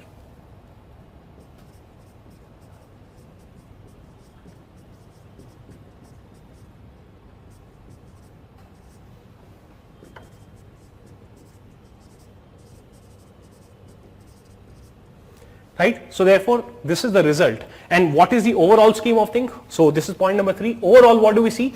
Overall, we see is that in the North America, one continent, the French, they are decimated, the British, they are the superior ones. The rivalry at the world power level was between the British and the French. India, which is one of the most important possessions, there what is happening? The British and the French, they were fighting among each other during the Carnatic Wars, etc., etc. Now the net result is after 1760, ये सब तमाशा खत्म होता है. The British, they stopped fearing. There is no threat of the French in India for the Britishers. So therefore now the whole of India, the trade with the whole of India, it is available for the British to be dominated by the British. Plus now the Britishers, they do not have any European rivals, only domestic Indian rivals they are left, right, and they will be dealt on sooner or later. And therefore this is how we see that the 7-year war, it helped the British build their Indian empire, right. And India was the Sone ke Chidiya, India was the most important British possession, right. So India was Sunny Leon for British. ये दुनिया पित्तल थी, baby doll में सोने थी, ठीक है. So India was सोने की चिड़िया, and therefore the 7-year war, it has a lot of relevance with respect to bringing the British on the center stage of the world, because they were able to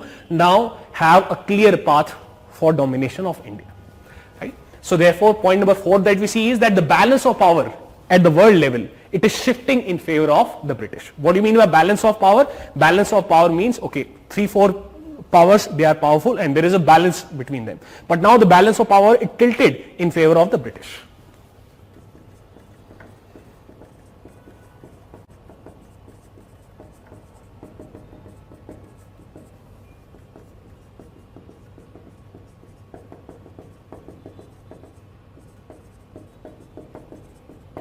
Balance of power tilted decisively in favor of the world, that is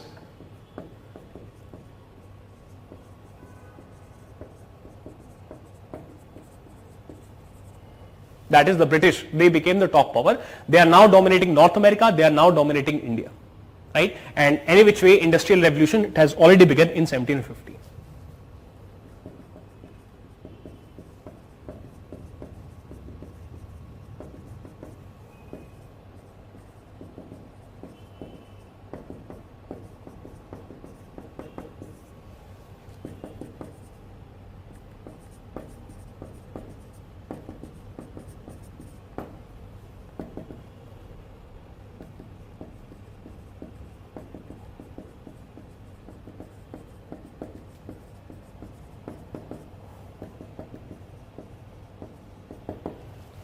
Balance of power tilted or shifted decisively in favor of the British. That is, Britain became top power. They now dominated North America, India, plus Industrial Revolution, IR in Industrial Revolution. Industrial Revolution began in 1750 or 1750s cannot, 1750. Therefore, they now began to dominate the world economy as well. So therefore, politically they are becoming superior.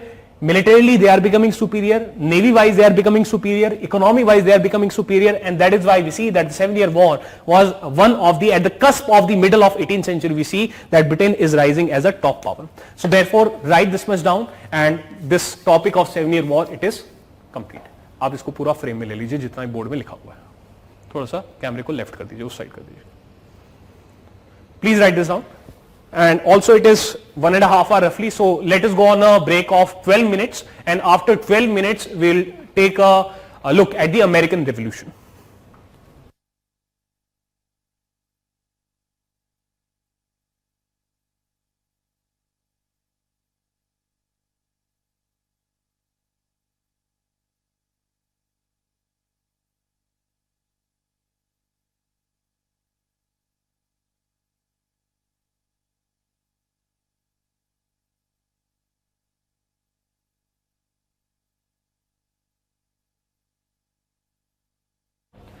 Your observation is pretty right, Manu, exactly right.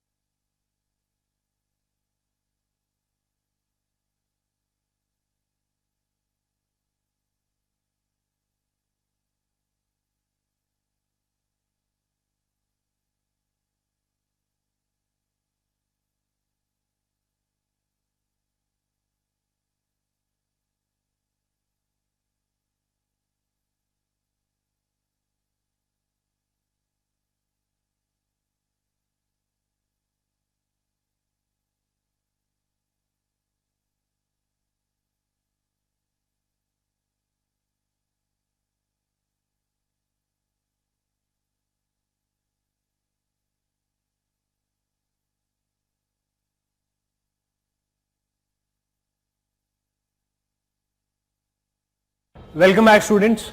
So Mohit has asked a question, and that also on a chat. The question goes on like this: can anyone explain the strategy for time management on a chat? The best answer will be, I do smart work rather than hard work.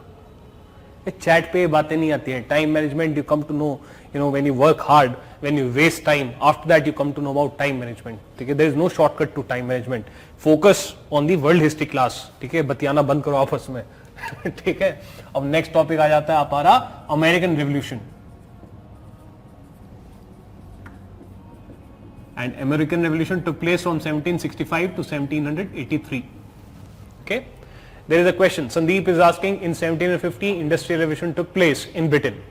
Yes. Therefore, raw material were very valuable in that period. Yes. But according to the Treaty of Paris, Britain gave free access of the Caribbean island to France. Yes.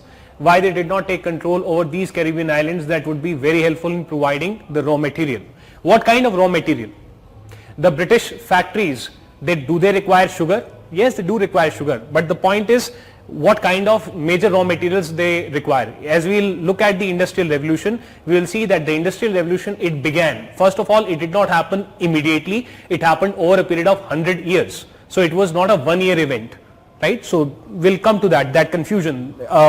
A question can come in the UPSC, or a question can be asked that Industrial Revolution was not a revolution. Why? Because revolutions, what is the meaning of revolution? Revolution means a huge amount of change happening in a very small amount of time. Whereas the Industrial Revolution in England, it spanned over 100 years. That means the huge amount of changes that did take place, but they did not happen in a very short amount of time. They happened across 100 years. That is the first point. The second point comes is the Industrial Revolution, it began in the textile sector. So therefore, the raw material which the Britishers, they required in 1750s, 1760s, 70s, 80s, it was raw cotton.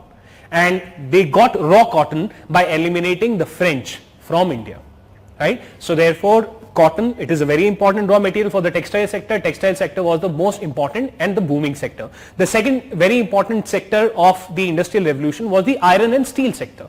Right? So therefore, what kind of raw material it is required? The raw material required is the iron ore, right? So therefore, that is the case. Third aspect is, when you are suing for peace, when you are trying to have a peace, you have to take care of the core concern. The French will say that, give us the Caribbean islands at least, otherwise we will not see peace, even for a year, right? So therefore, you have to take care of the core concerns. And any which way, what is the aim? What is the declared aim? Why has the war begun? The war has begun in North America because the Britishers, in North America and Central America, because the British, they want North America. So Britishers, they are able to have their North America. The French, they are able to have their Central America. The British are able to have the whole of India, at least the trade over India, if not the territory of India.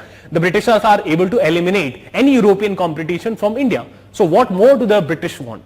Right? So wars are very, very expensive. You cannot continue fighting war endlessly. So therefore, peace, it is very, very important. Now let us come to the American Revolution. And in this American Revolution, what happened? One point we should understand very clearly. And this point we get confused. The students of the earlier batches, they usually get very, very confused. हमें ये नहीं पता चलता है कौन था कहाँ पे, मतलब कौन कहाँ रह रहा था. First of all, if you look at the 13 colonies, who was living in the 13 colonies? In the 13 colonies, the European settlers, especially the people from Britain, they were living. What kind of people they were? They were those kind of people who were from the lower middle classes or from the middle classes of Britain, who could not have held on to land. जिनके पास जमीन नहीं थी Britain में, वो लोग जमीन के लिए, because it is an era of agrarian economy, 1750s, 1600s, those are the era of agrarian economy. So therefore, what is the center of economy? Center of economy is agriculture, and agriculture, it is based on land. So therefore, those people who did not own land in Britain, right, who could not aspire to become a huge or a big farmer in Britain. So therefore, those people, they migrated from Britain. Some others also migrated from Europe, and they settled in these 13 colonies where they were doing farming, right? So therefore, it was the lure for agriculture that they came there, right? Much of the land in these 13 colonies was also owned by the rich people of Britain, and they had rented out this land to these European settlers to do farming. So therefore, let us be pretty clear who was living in the 13 colonies. 13 colonies, therefore we are saying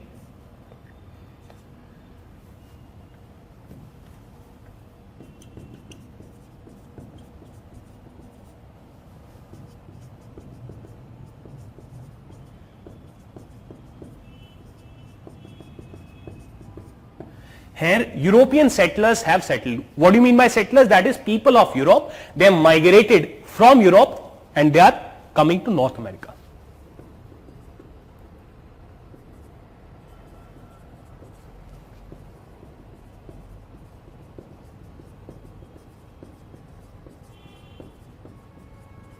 That is, people have migrated in Europe, right? So therefore, these are the people of 13 colonies. These are the majority of the population.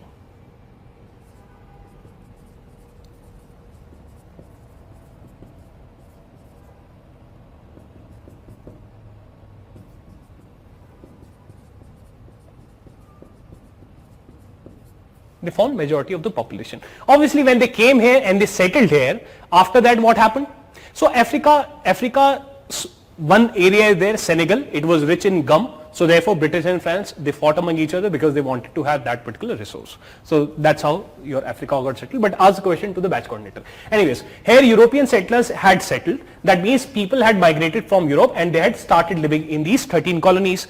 Obviously, earlier some people would be living in these 13 colonies. Who are these people? The original people.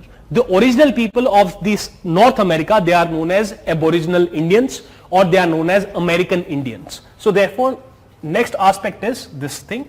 So American Indians. Now who are these American Indians? American Indians, they are the people, the original inhabitants.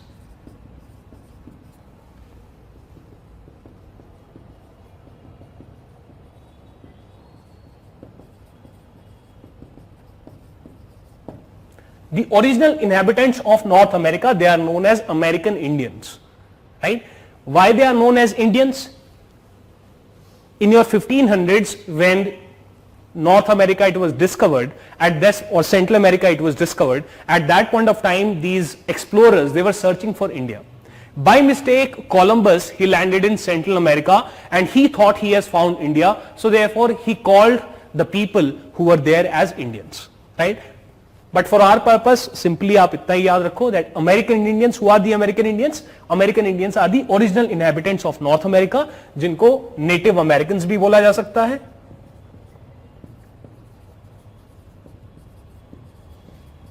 Red Indians भी बोला जा सकता है,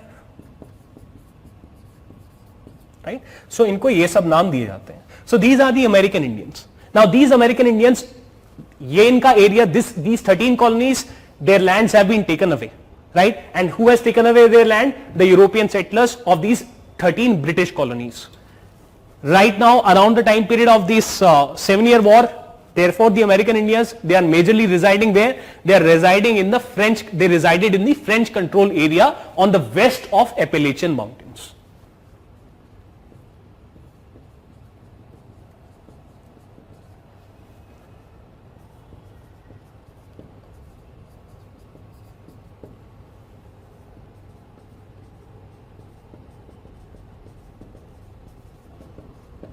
They resided in an area west of Appalachian Mountains. In the 7-year war, they had supported the French. Why they had supported the French? Because the French, they were not interested in taking away their land. The French were not settling. The French, they were not bringing French settlers into the French controlled area. So therefore, जो French थे, वो कम से कम इनको इनकी जमीन से हटा नहीं रहे थे. पर जो ये वाले लोग थे, 13 कॉलोनीज वाले लोग थे, ये एक्सपैंड इसलिए करना चाहते थे ब्रिटिशर्स की मदद से, ताकि ये और जमीन अपने कब्जे में लेके आ सके और ताकि ये लोग बड़े बड़े लैंड ओनर्स बन सके. Repeating the same thing in English, the American Indians, they fought on the side of the French in the 7-year war. Why? Because although the French, they controlled the area to the west of the Appalachian Mountains, but the French, they were not interested in settling in those areas. The French, therefore, were not interested in taking away the land of the American Indians and settling there, farming there, etc., etc. Therefore, the American Indians, they felt that, okay, between the Britishers and between the French are better because we will be able to continue to live on our land under the French. Whereas, if the Britishers win, then the people of these 13 colonies, they will expand beyond the Appalachian Mountains. They will come and take away our land and we will lose our land. So therefore, in the 7-year war, the American Indians, they supported the French.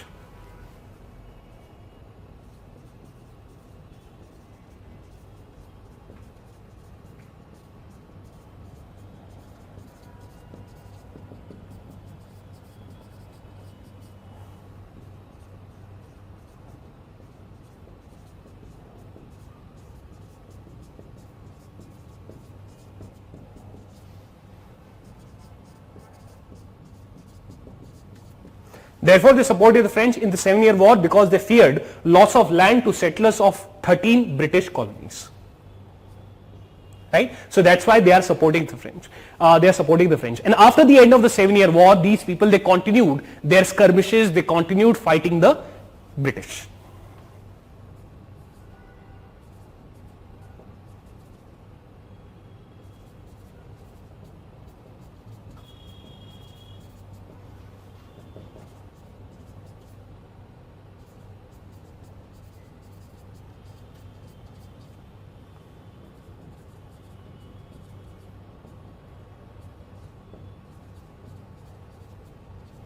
They continued against the 13 colonies. The people of the 13 colonies during the 7-Year War, they had fought on the side of Britain. They expected that after the war, we will be able to get access to more and more land beyond the Appalachian Mountains. So right now we are having land, we are doing farming on the land which is owned by the rich people of the Britain. The rich people of the Britain, they owned the land in the 13 colonies. So they thought that if we are able to expand beyond the Appalachian Mountains, then we will be able to become landowners. So therefore they supported the British in the 7-Year War.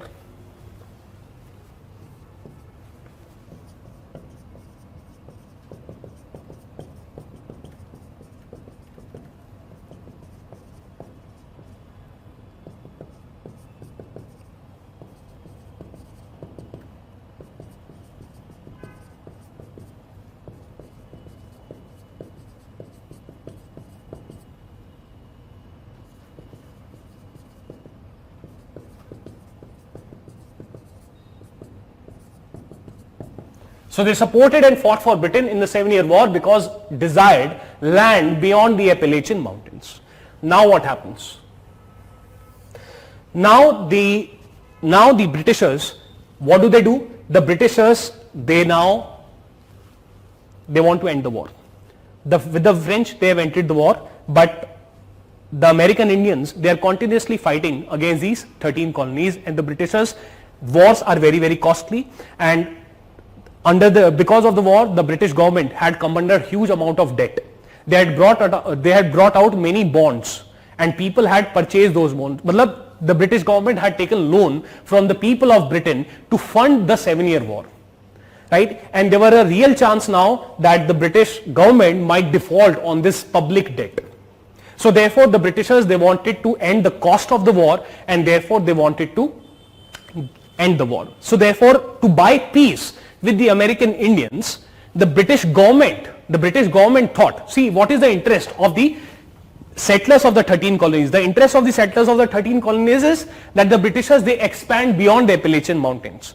But what is the interest of the British government? The immediate interest of the British government is that geopolitically we are able to control North America.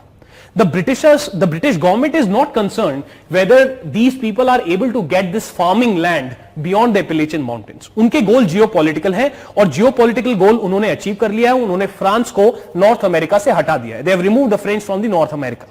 So therefore, right now what do they want? They want an end of war. So in 1700, after your 1754 to 63 7-Year War, these people, they bring about proclamation of 1763 in obviously 1763. Why? Because they want to end the war. So next aspect comes. So this is the reason. We are discussing the reasons. Now we come to the reasons. So if we look at the reasons, the first reason becomes the proclamation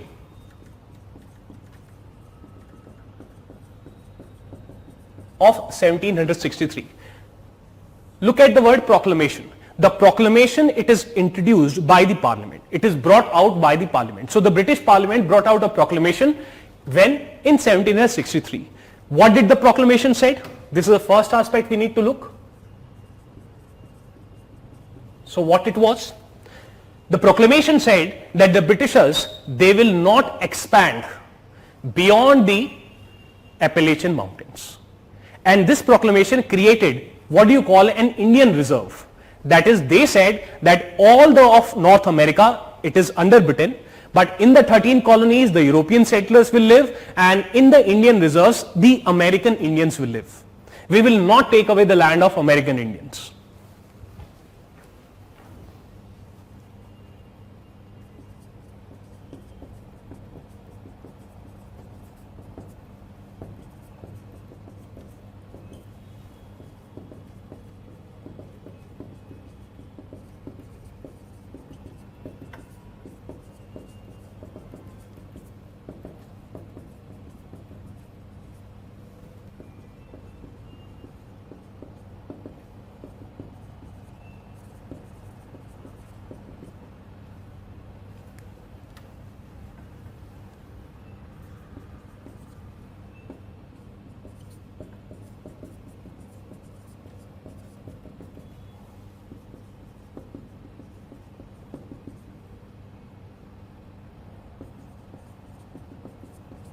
and here it is your American reserve, Indian reserve. If you look at this particular map, thoda zoom in kar lijiye, yes. So this is your North America, these are the 13 colonies.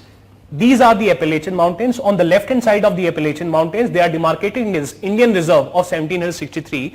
Therefore, they are saying that all of this area, it belongs to the British. Here in the 13 colonies, the European settlers, they will live, and here the European settlers, they will not expand beyond the Appalachian Mountains, and in this Indian Reserve of 1763, the American Indians, they will continue to live. And therefore, we have tackled the concerns of the American Indians, and as a result, now the American Indians, they can stop attacking the 13 colonies.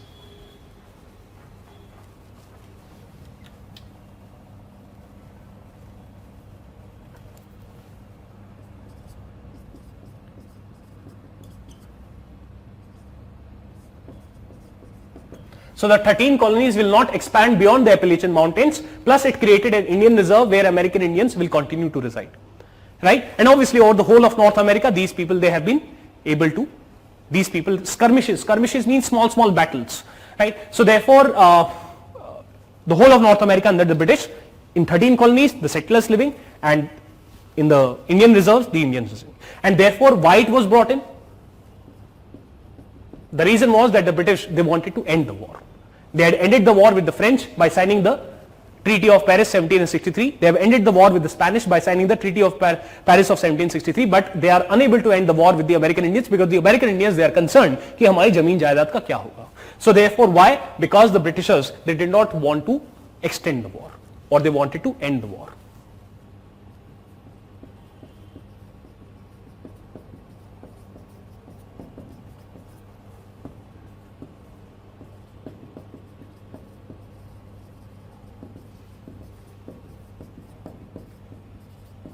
They wanted to end the war with the American Indians, and therefore they brought out this proclamation of 1763, right? Plus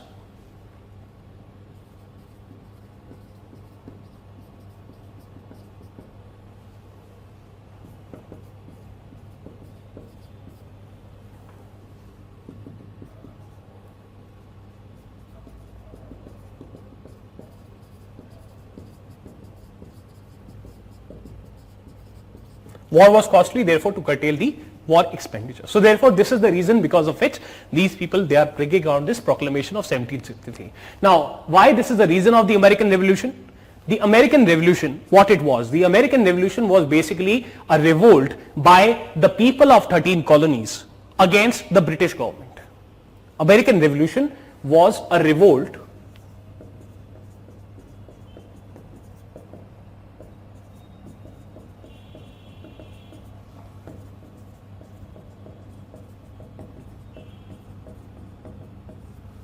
It was revolt by the 13 colonies against the British government. So therefore, why does this particular proclamation of 1763 is a part of the reason? Because the people of the 13 colonies, they had fought in the 7-year war, they had supported the British in the 7-year war in the hope that after the British win the war, we will be able to expand beyond the Appalachian Mountains. Right? Beyond the Appalachian Mountains. Who lived in the area west of the Indian reserves? Yay, tribes of this thing, but concentration is more in this particular area, right? So which is very obvious. अब India में कौन होगा? Original Indians ही होंगे जब तक बाहर के लोग नहीं आएंगे, right? So the simple point here is that the 13 colonies, they had fought for the settlers of the 13 colonies, the British and the other Europeans, they had fought on the side of the British government in the 7-year war in the hope that once the Britishers, they win the war, then they will be able to get land beyond the Appalachian Mountains. But now that very same British government, it is saying that you will not expand beyond the Appalachian Mountains. So therefore इनके साथ तो धोखा हो गया. They feel cheated that why we have lost so many men in the war effort. So therefore they felt cheated, and as a result this formed part of the reason. This formed part of the reason of the grievances of the people of the 13 colonies, right? So therefore,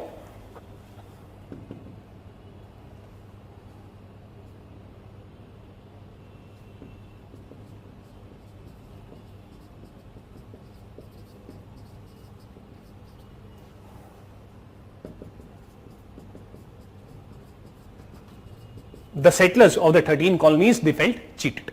So therefore, this is the first reason that we look at. The second reason, which is a connected reason, is the Stamp Act of 1765.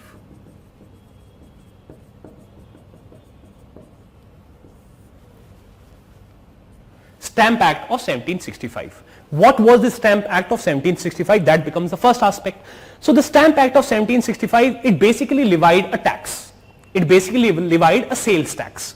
As part of the Stamp Act of 1765, whenever any paper is purchased, then you have to pay an additional stamp duty or you have to pay an additional tax. It is a form of a sales tax.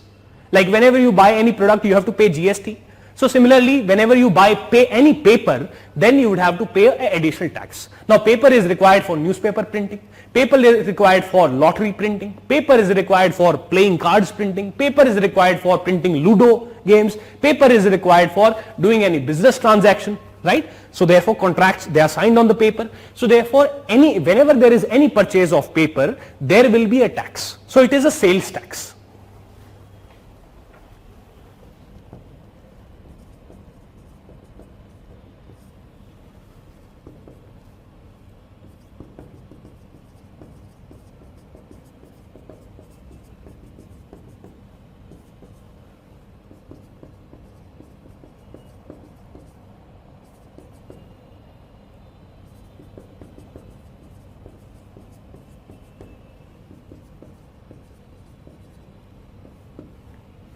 It is a form of sales tax on purchase of all forms of paper.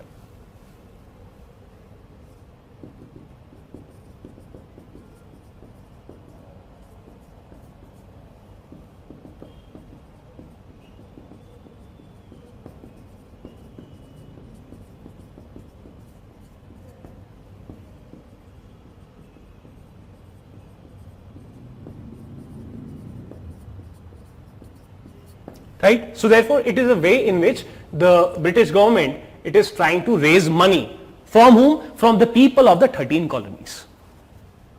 So where it is obviously it is introduced in 13 colonies.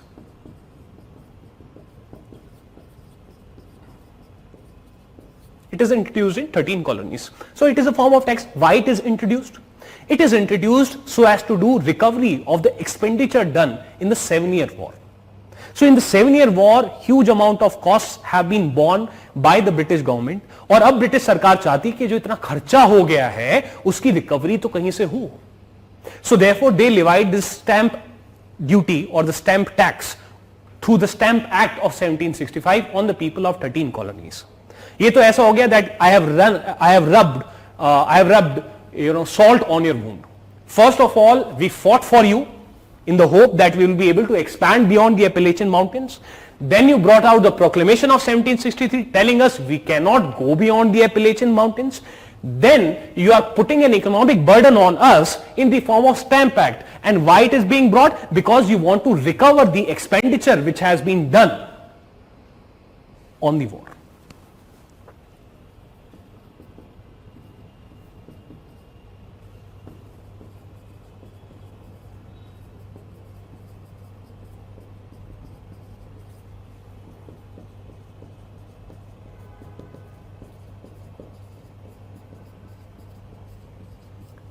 To recover the expenditure done on the 7-year war, right? So that is why this particular Stamp Act it is being brought out. And as soon as this Stamp Act it is being brought out, at this point of time the revolution will begin. So we'll take a look at the revolution, how did the events unfolded. But apart from this, there was also another important reason, and this was policy of mercantilism. Or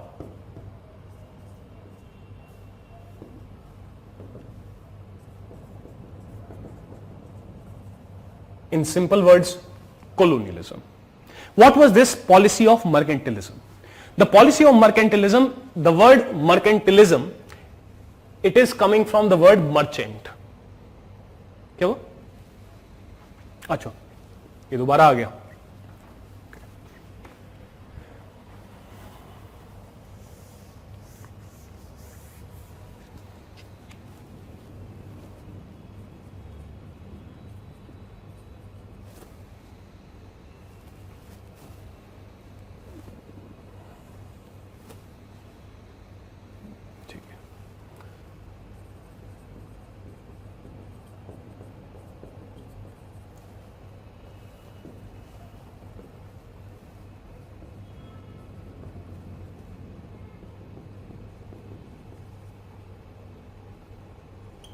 policy of mercantilism or colonialism. Now what was this policy of mercantilism? Basically the 13 colonies, they are the colonies of Britain, and what is the purpose of colony? The purpose of colony is to serve the mother country. How do the colonies, they serve the mother country? They serve the mother country by economically supporting the mother country. Okay, by economically supporting the mother country. How did they, or what we can say is that the mother country, it exploits the colonies economically, right? Now the word mercantilism, it is coming from the word merchant, and the word merchant, it relates to the word trade. Who is a merchant? A merchant is a person who does trade. What is it? What do you mean by trade? Trade is that you move goods from one place to another. That is, you buy goods at one place, you move the goods to another place, and then you sell them, right? And the profit, it is yours. So that is what a merchant does. That is what a country also does. When India is exporting something, we are trying to engage in mercantilism. Right? Now specifically the policy of mercantilism of the 1700s, what did it mean? The goal of policy of mercantilism of 1700s, it meant maximizing the balance of trade. What is the balance of trade? It is the net of exports minus imports, right, in value terms. That is, a country will be gaining money, will be earning money when it is selling something, and a country will be bleeding money when it is importing something, right? So therefore earnings, they come from export, expenditure comes from the imports, and therefore to maximize the economy of the country, we need to have a positive balance of trade. We need to maximize the balance of trade. So therefore the goal is to maximize the balance of trade.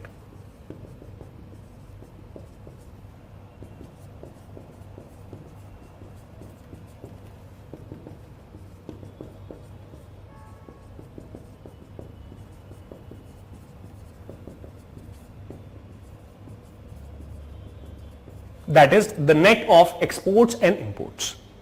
Okay, so therefore that is the balance of trade, right? And to achieve this particular goal, the British government, it was economically exploiting the 13 colonies. How it was economically exploiting the 13 colonies, we'll try to take a look at. Right, so अभी आप फिलहाल इतना लिखिए, and then I'll be expanding. यहाँ space थोड़ा सा कम रह गया है, so I'll be expanding it later on. या फिर आप इसको प्रोजेक्टर को बंद कर सकते हैं 2 मिनट के लिए. So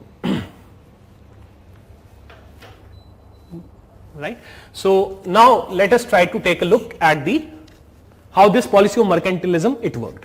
So the policy of mercantilism, it worked something like this. If these are your 13 colonies, so imagine these are your 13 colonies, right? These are your 13 colonies, and the rest of it, it is Britain. Now what is the British Parliament does? The British Parliament is ruling, the British government, it is ruling these 13 colonies. So the British Parliament, it can pass laws for the 13 colonies, right? So see how the British Parliament, it is misusing its legislative power over the 13 colonies. Now first of all, for example, they say that certain,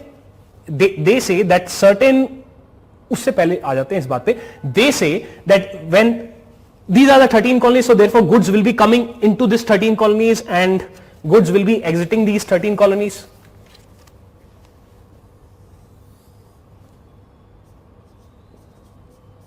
इसको थोड़ा सा बड़ा, just 1 second.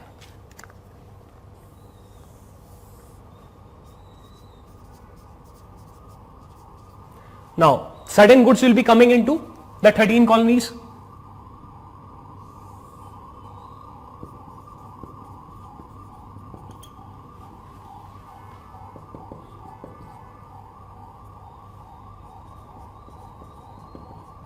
Right? Certain goods, they will be moving out of the 13 colonies.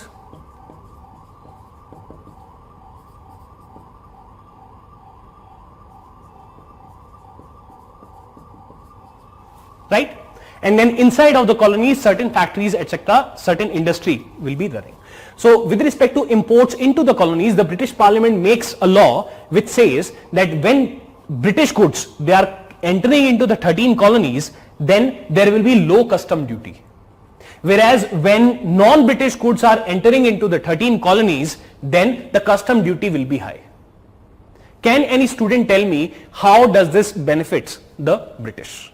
Listen to the sentence again. When the British goods, they will be entering the 13 colonies, then the custom duty will be less. Whereas when the when the non-British goods will try to enter into the colony, the custom duty will be high. The import duty will be high. Can any student tell me how does this arrangement benefits the British economy?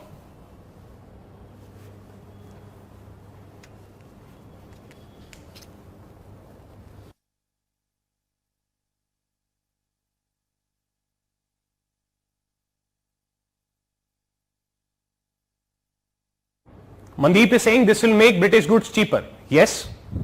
Reduce others market. Yes. British exports will increase. Yes. Great. So all of you know it. So therefore they are using, what we are seeing is they are misusing their legislative power. Now look how it will hurt. They are paying less custom duties. Yes. So all of you are right. So therefore what is the thing? Here the component is that higher tariffs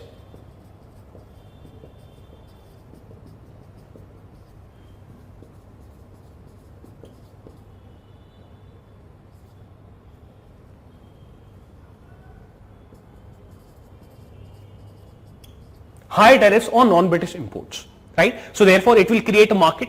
Yes, all of you are right. Very good. So therefore it will create a market for the Britishers. But how does it hurt the 13 colonies? It hurts the 13 colonies. Imagine a scenario that the French are ready to sell a product at, let's say, 90 rupees. Whereas the British, they are selling that product, let's say, at 100 rupees. Imagine there is zero custom duty on the British product. So therefore what will be the price of that British product once it enters into the 13 colonies? The price will be 100 rupees. Yes, cheap British, all of you are right. Right? So price of that particular British product with zero custom duty will be 100 rupees outside of the borders of the 13 colonies, and once they cross into the borders of 13 colonies, the price will remain 100 rupees. Imagine the French product, the same product, or maybe even a better quality product. It is priced at 90 rupees. It is much more competitively priced. Now let's say the custom duty on this particular product is 20%. So therefore what will be the price of this particular thing? The price will, you add 18 rupees to it. So therefore 90 plus 18, it becomes 108 rupees. So if you are a person who is living in 13 colonies, you will be buying the French product or you will be buying the British product. Obviously the British product, it is cheaper. It comes at rupees 100, right? So therefore as a result what happens is that the French product will not be sold, right? But what is the net result? What if the British Parliament had not put such a condition on the tariffs? Then the people would have paid only 90 rupees, right? And not 100 rupees.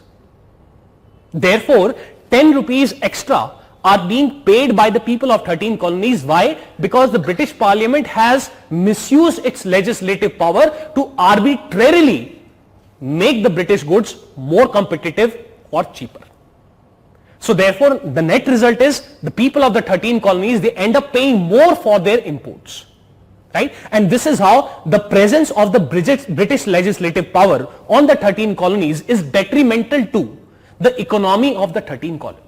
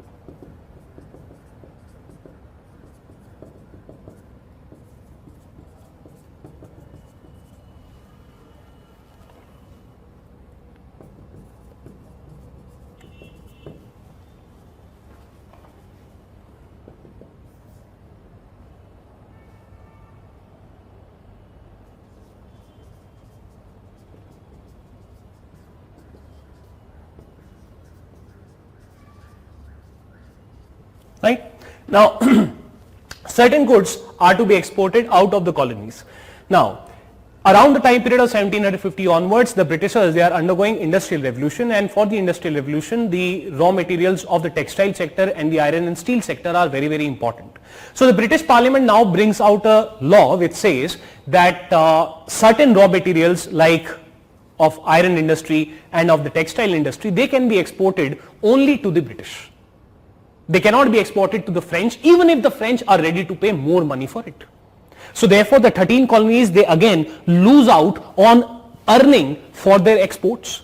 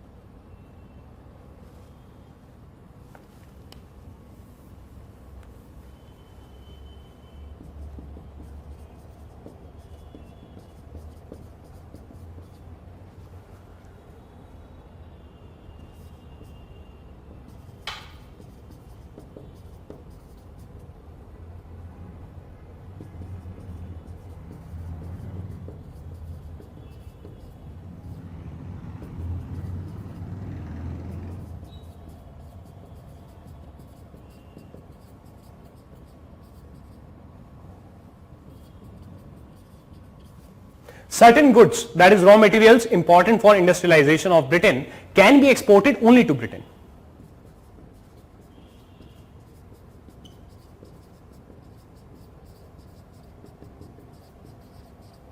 Right? So therefore, what will happen if the French are ready to pay more? Still you cannot sell them to France. So therefore, because you are a colony, therefore you are earning less.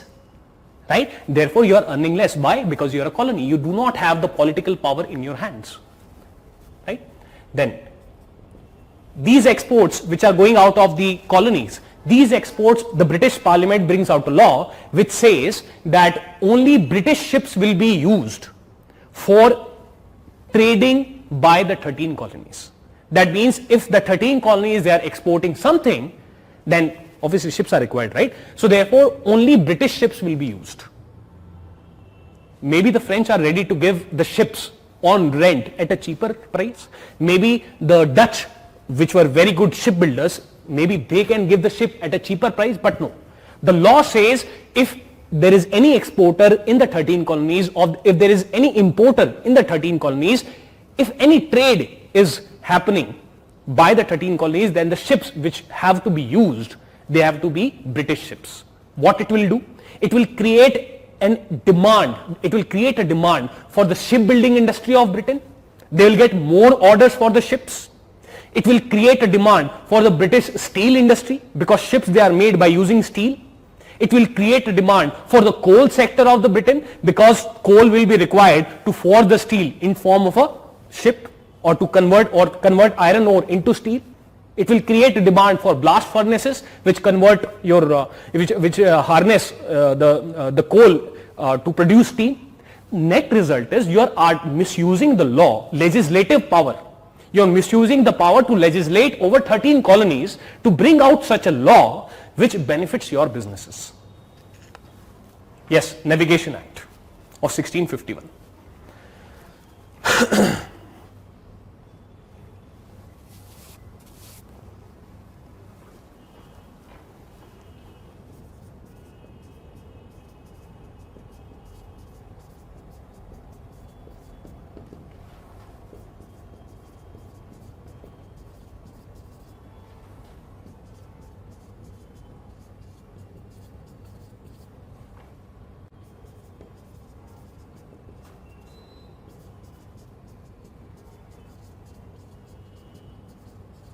Therefore, this will create a demand for the British shipping sector.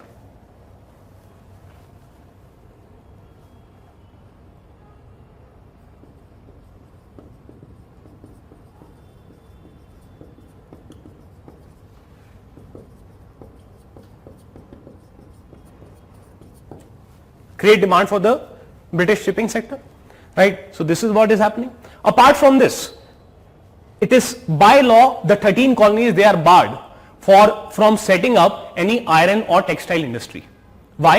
Because iron and textile industry, they were the pillars of the industrialization which was happening in Britain since 1750. So therefore, only they will set up a factory of textile sector, only they will set up a factory of the iron and steel sector. Why? So that the 13 colonies, they do not manufacture steel of their own. They do not manufacture finished cloth of their own. They have to import. And therefore, again, arbitrarily create a demand for the British factories.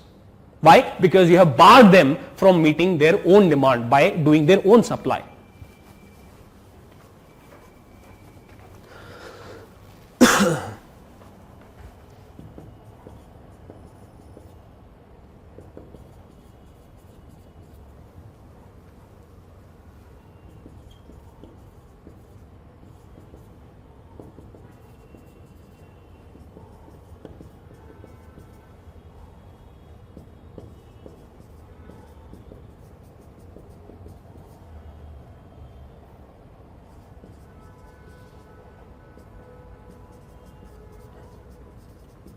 Barred from having indigenous iron and textile sector industry. So therefore, if you imagine that these are 13 colonies, then inside they cannot set up these iron and textile sector industries, right? So they are the most important for IR.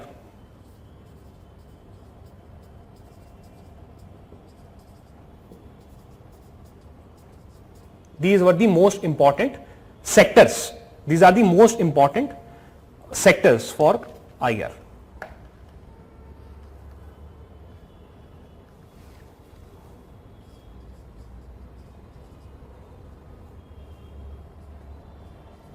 They are the most important sector for IR of Britain. Here you are not allowed to. Why? So that the British factories, they get more orders, right? So therefore, specifically we can mention to create demand for British businesses, especially iron and steel sector.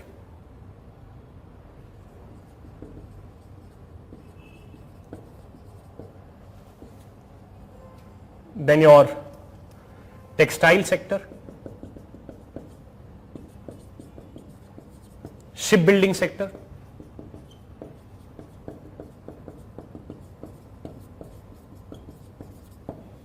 right? So therefore, this is how your policy of mercantilism operated, and this is how 1651, 1651, right? So this is how this thing operated. Industrial revolution, yes, 1750. Yes, industrial revolution happened in 1750, but still shipping sector existed before 1750 also. No? The process got revolutionized, yes, so it handicapped the colony's economy. So this is how your colony, so it is what is mercantile capitalism, or what is mercantilism? Mercantilism is nothing but through trade you are trying to drain the money of the colony, you are trying to drain the wealth of the colony, you are preventing economic growth of the colony. So therefore, because of these reasons, so this is a policy level reason, the third reason, and these are the two other reasons because of which your American Revolution it is taking place. So now I'll give you 5 minutes, 2.5 minutes each for writing this down. आप इससे left वाला कर दीजिए focus, इस line से left वाला, और second half में इस लाइन से राइट वाला फोकस कर दीजिए.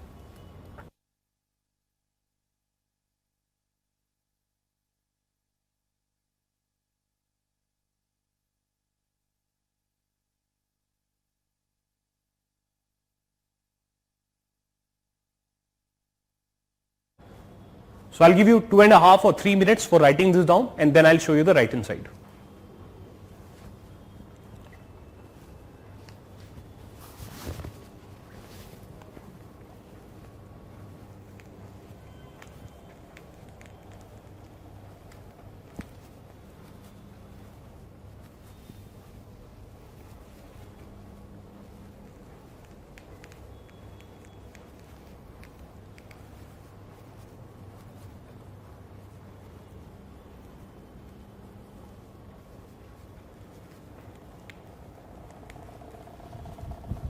Please ask the questions to the batch coordinator. Otherwise, what is the utility of having batch coordinators? They are such important resources. Yes, they can be applied. Definitely, Vivek. Please forward the questions to the batch coordinator.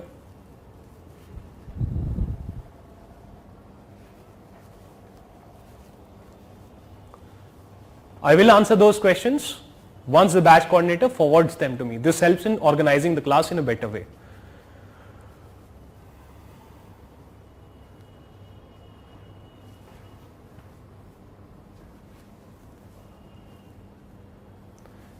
कह रहे हैं visible नहीं है, तो यहां तक पे focus कर दीजिए, फिर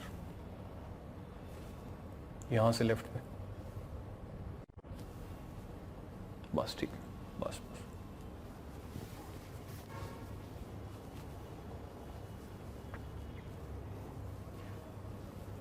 फ्यूडलिज्म करेंगे जब फ्रेंच रेवोल्यूशन आएगा.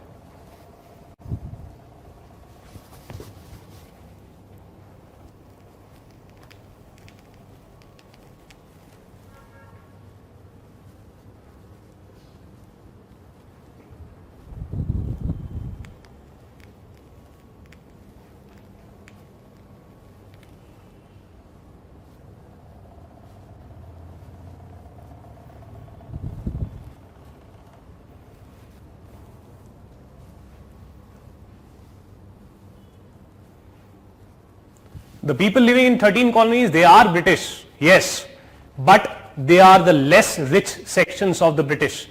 They are the people who have gone out of Britain.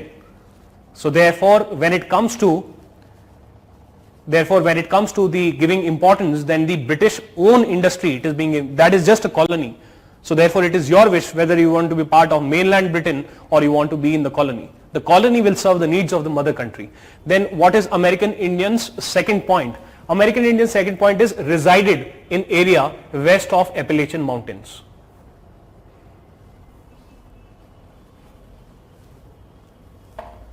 Supported the French in 7-year war because feared loss of land to settlers of 13 British colonies.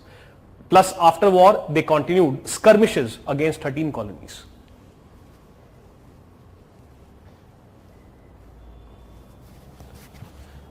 Okay, Shubham, कोई doubt है तो please forward it to the batch coordinator. I will answer that doubt. कोई part नहीं समझ में आया, मैं दोबारा समझाने को तैयार हूं, कोई समस्या नहीं है.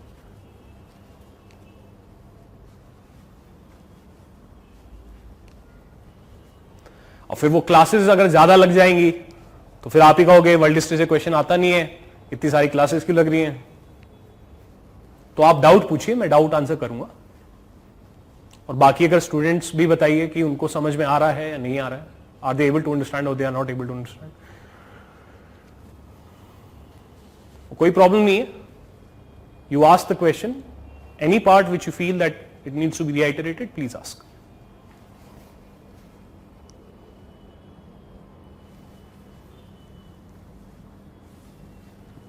ठीक है.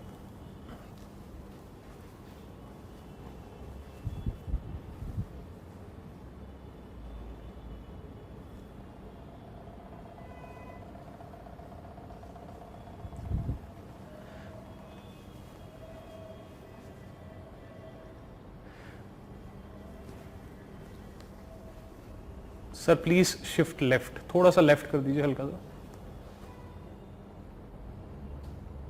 मतलब यहां तक का पूरा दिख जाए ना मेरा हाथ, इधर से इधर का करना है ना. बस ठीक.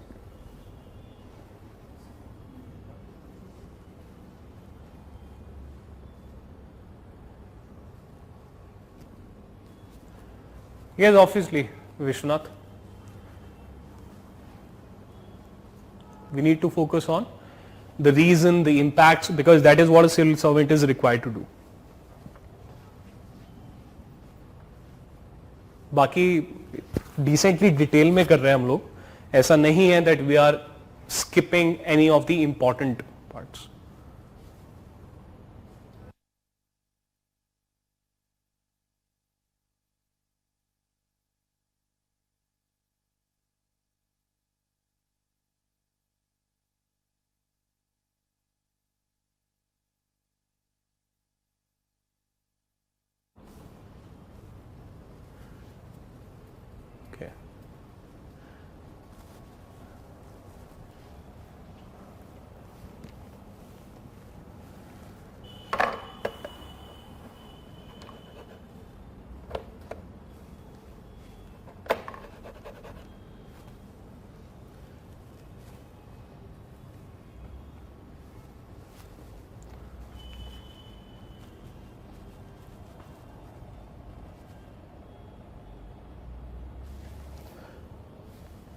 ठीक है, और राइट कर दीजिए, अब राइट वाले पे फोकस कर दीजिए, इधर से उधर वाले पार्ट पे जूम इन करके फोकस कर दीजिए।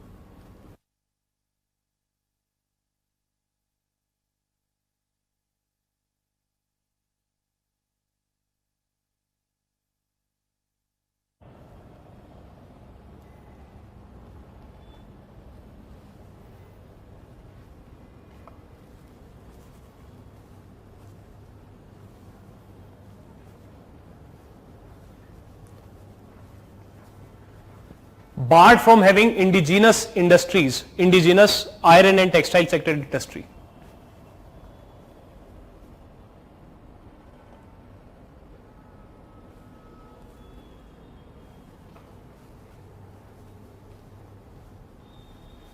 Please write down after this. Again, I'll repeat just in case, since it's the first class. So, दोबारा एक बार summary types में समझा दूंगा, आप टेंशन मत लीजिए।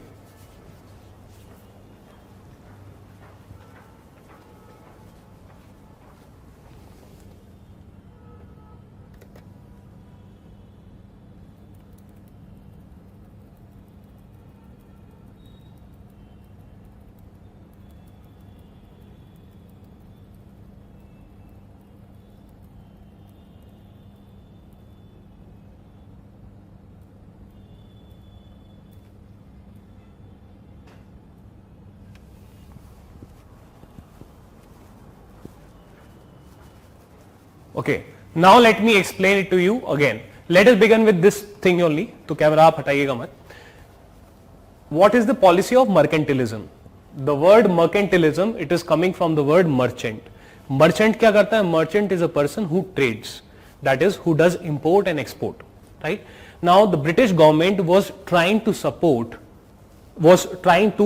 maximize the earning of Britain by exploiting the economy of the colonies, right? So what is the goal of this policy of mercantilism? Every policy has a goal.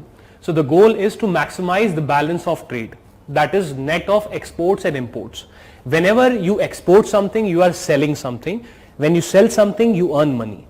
Whenever you are importing something, you are buying something, and when you do that, you are giving out money. So as a country, the Britain earns money, or it earns gold when it does exports, and when it imports, the gold goes out of Britain.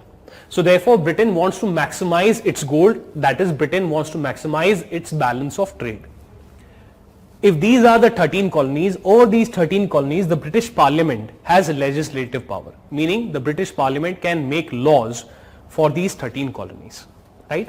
Now, what is the British Parliament law says? The British Parliament law says, for example, by law, tariffs, that means custom duty, etc., they are applied as per the law, right? Import duty, custom duty.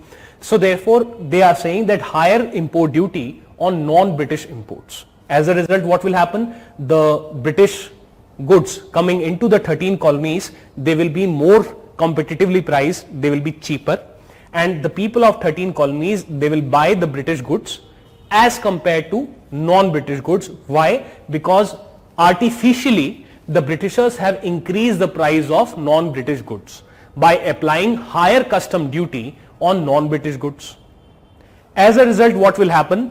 These people will buy more and more British goods. As a result, artificially the British Parliament has created more demand for the British goods, more orders for the British factories, increase the exports of Britain, right? So therefore it serves the policy goal. Then certain goods, they will be exported out by the colonies. So it is mentioned that certain goods which were raw materials important for industrialization of Britain, like raw iron, raw cotton, they can be exported only to Britain. Why? So that the British factories, they get short supply of important raw materials, right? So therefore again the British factories are benefiting by this. Third point is Navigation Act of 1651. Here cargo from the colonies to be carried only in British ships. So therefore the British shipping sector will benefit, more British ships will be required, more journeys will be there for the British ships, right? So therefore the British shipping sector will benefit. So overall what we are seeing is that the British Parliament or the Britain, it is misusing its legislative power of over the colonies, because it can make laws over the colonies to benefit the British businesses, and this hurt the economy of colonies. Example kaise? For example, the colonies paid more for their imports now. Why?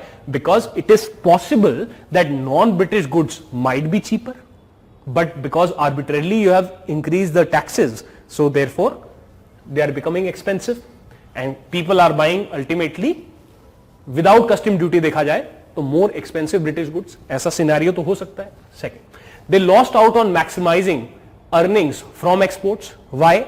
Because certain goods, they are to be exported only to Britain. So it is possible that maybe French, Dutch, Portuguese, they might be ready to pay more for the goods from the 13 colonies. The laws were misused to create demand for British businesses, especially iron and steel sector, textile sector, shipbuilding sector, right? So artificially demand is being created, as we have discussed through the Navigation Act and through this thing, right? Especially this particular point, when iron and textile sector industry, it cannot be opened in the 13 colonies. As a result, what will happen? Whenever any finished iron product is required, whenever any finished steel product is required, whenever any finished textile product is required, it has to be sourced from Britain. The British factories, they will get more orders. So therefore, their exports will also increase. Therefore, the policy goal of mercantilism will be served. Right? इसमें कोई doubt Shubham? Third part तुमने बोला था दोबारा समझाने के लिए. अब इधर आ जाओ. Stamp Act. Stamp Act क्या था?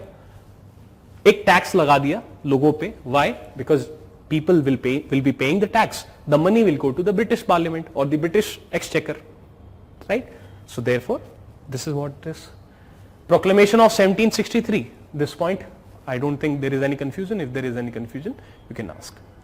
Okay? So therefore, in the proclamation of 1763, what they are saying, that you will not expand, the people of 13 colonies, you will not expand beyond the Appalachian Mountains, you will not take over the lands of the American Indians. Therefore, these people, they are a little dissatisfied that we have fought in the 7-year war in the hope that we will be able to get the land beyond the Appalachian Mountains. We have lost men, we have fought for you, but what do we get? We get Stamp Act. And overall what we have been getting? Mercantilism. So therefore हमें आपके under रह के कुछ मिल नहीं रहा है. ठीक है? So because they have only 13 colonies, so they can apply laws only on these 13 colonies. Right? When we are talking about North America, जो colonies है उन्हीं पे तो law लगाएंगे और कहाँ पे लगाएंगे. ठीक है, तो ये है.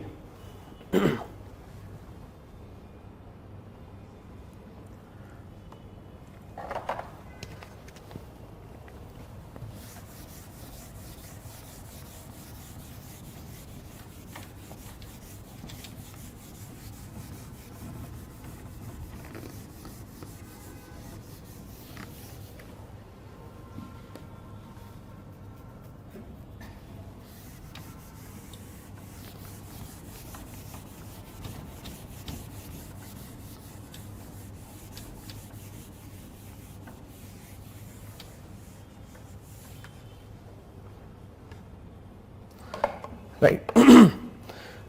So now what happens?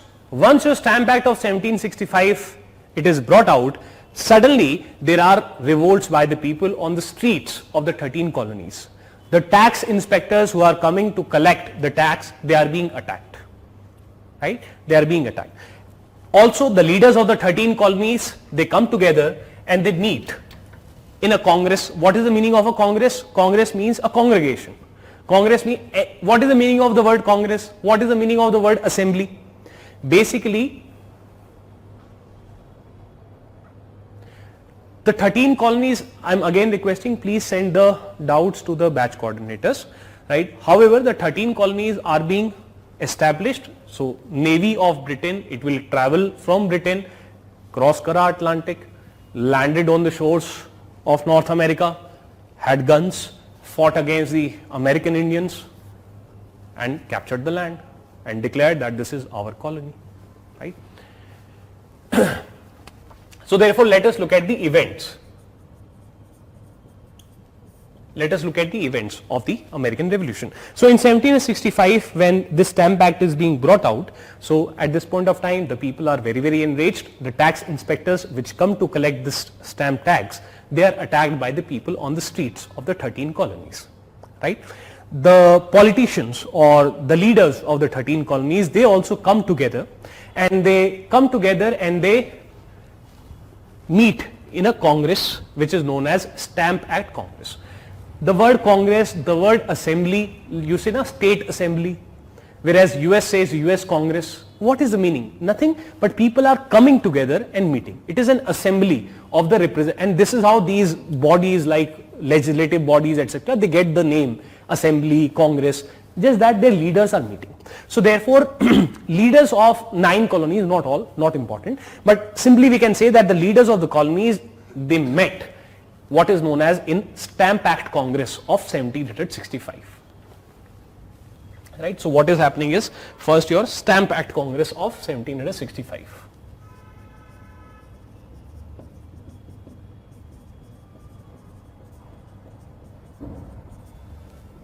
Right? Stamp Act Congress of 1765, what happens is that these leaders, they come together and they pass a petition. Petition means a request. They send a request to Britain, and the request is in the form of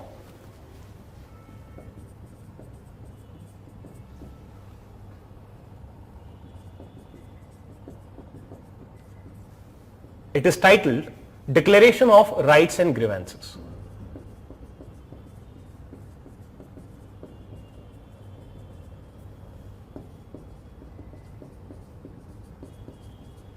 Declaration of Rights and Grievances. Now, what are they basically saying here? इसके अंदर क्या है, क्या लिखा है? First of all, they say that see, अभी ना चीजें माइल्ड चल रही हैं. So first of all, they say that see, we are loyal to the crown.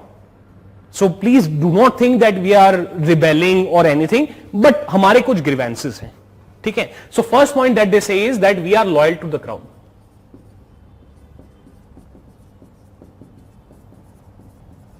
However,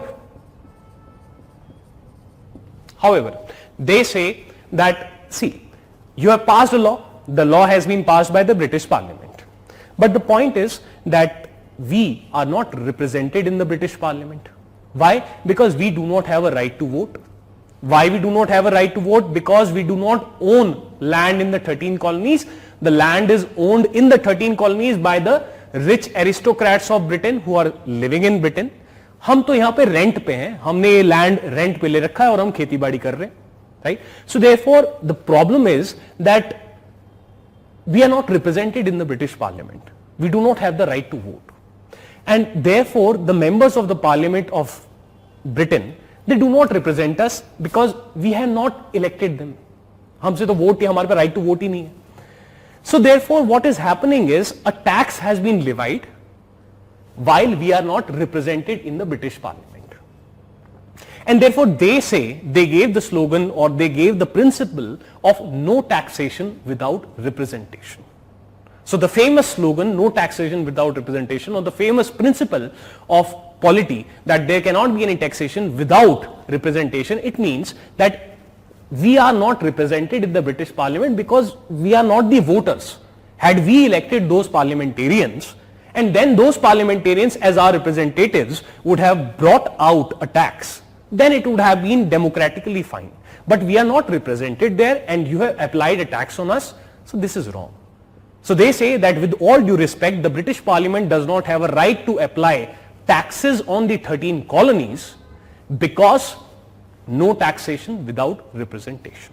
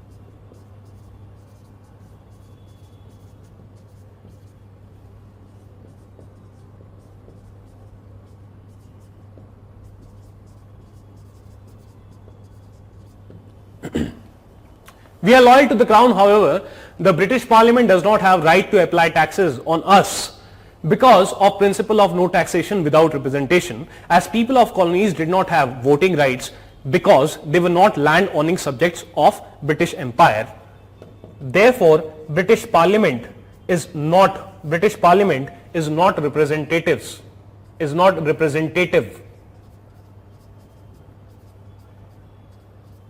of colonies, and therefore it is undemocratic if the British Parliament applies taxes on us. It is not in line with democracy. This is the Declaration of Rights and Grievances. What is its main feature? Its main feature is anti-WR, no taxation without representation. Right? So therefore it is a polity-wise development, it is a political development, it is a development on the side of democracy. You are saying no taxation without representation. Only democratically elected representatives can decide if a tax is to be brought in. Right? So therefore, since we have not elected the parliamentarians do not have a right to apply tax on us. Right? So therefore, this becomes the Stamp Act Congress of 1765, and this is how your things are progressing. Right? After this Stamp Act Congress, what happens is, so simultaneously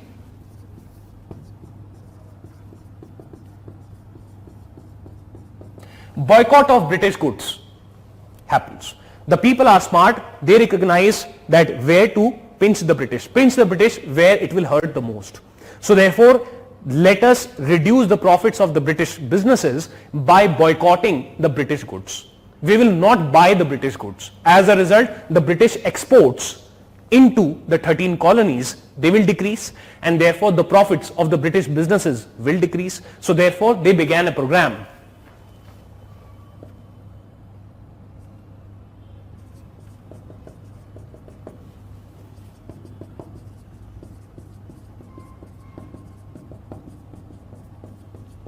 of boycott of British goods.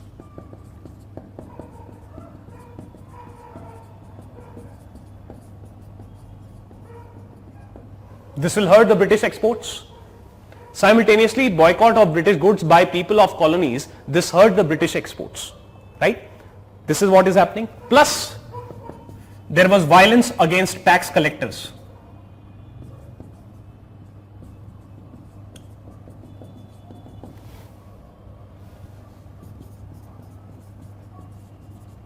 Right? So therefore, this is how your things are progressing. At this point of time, the Britishers, they get worried कि भैया हमारी तो economy weak है. Economy weak है why? Because we have fought the 7 year war, और इसीलिए तो हमने ये टैक्स लगाया था, स्टैम्प एक्ट. अब हमारे एक्सपोर्ट्स ही डाउन हो जाएंगे तो हमारी तो इनकम और गिर जाएगी.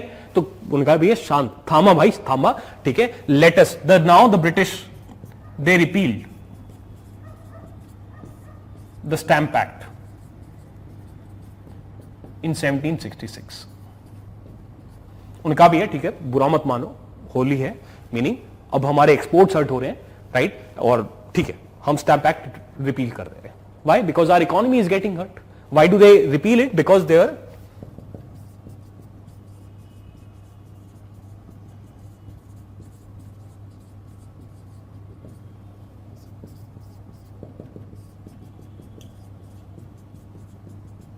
because of concern for economic loss, because of boycott. Which boycott? This boycott. Boycott of British goods. अब ये तो ऐसा हुआ जैसे शेर के मुंह खून लग गया. The tiger tasted the blood. So at this point of time, the people they said, no, no, no.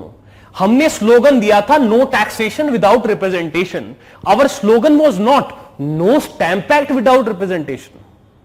क्या ब्रिटेन इधर आओ, समझ में नहीं आता है क्या? यूपीएससी तैयार नहीं की हो है? स्लोगन क्या था बे? स्लोगन था नो टैक्सेशन विदाउट रिप्रेजेंटेशन. तुम समझ लिए no stamp act without representation. What about other taxes which you have levied on us? We said no taxation without representation, और तुम बस स्टैम्प एक्ट हटा के खुश हो रहे हो. ना ना ना ना. They continued their boycott.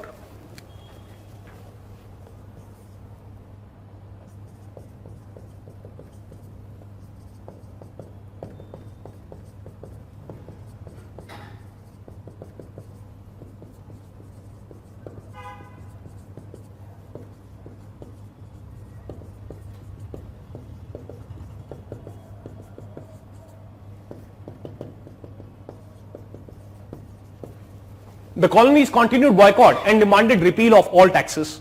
As a result, what happened? The British exports to the colonies decreased by half.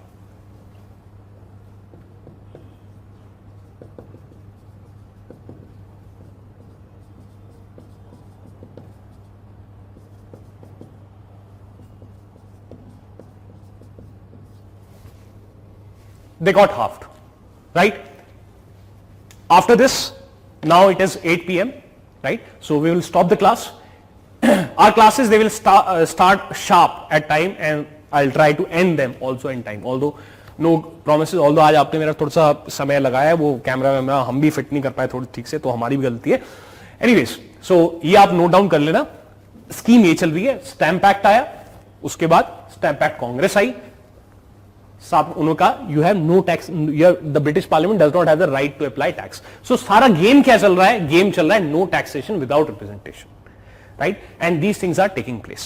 Okay, so you can note this down. In the next session we will complete the American Revolution, and after that we will progress on to the French Revolution.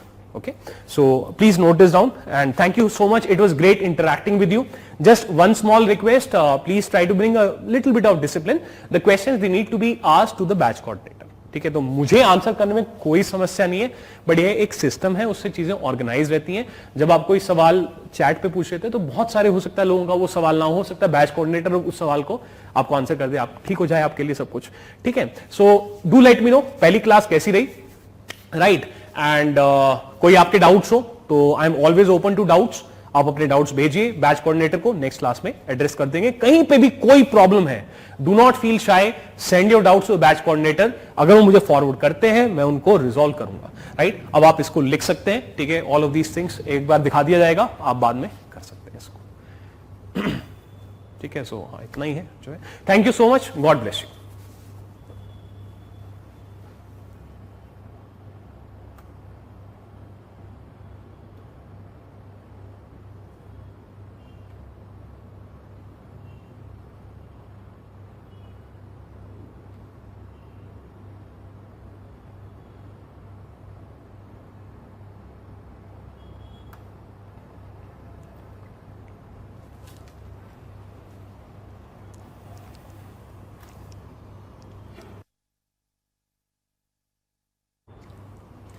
P stands for parliament. P stands for parliament.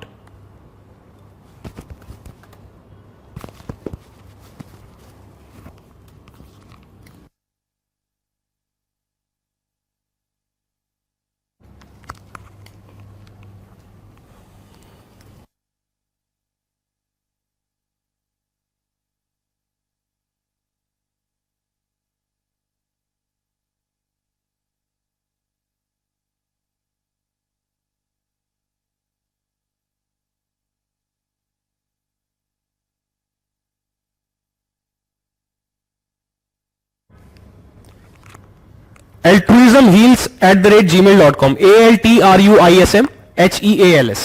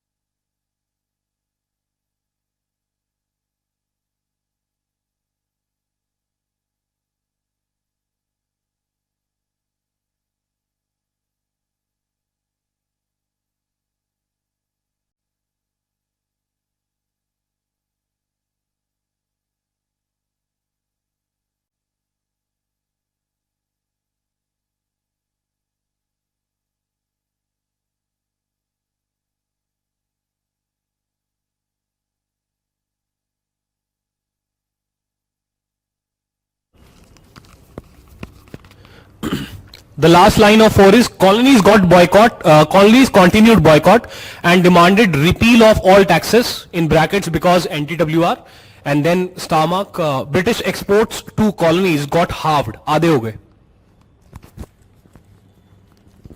Altruism thing is my email, So Aditya, if you have any, in general, if you have doubts, etc., or later on after the batch, if you need to have something, right? So John green के अच्छे हैं crash course, 12-12 minute की video होती है, देख सकते हो. altruismheals@gmail.com, it is my email.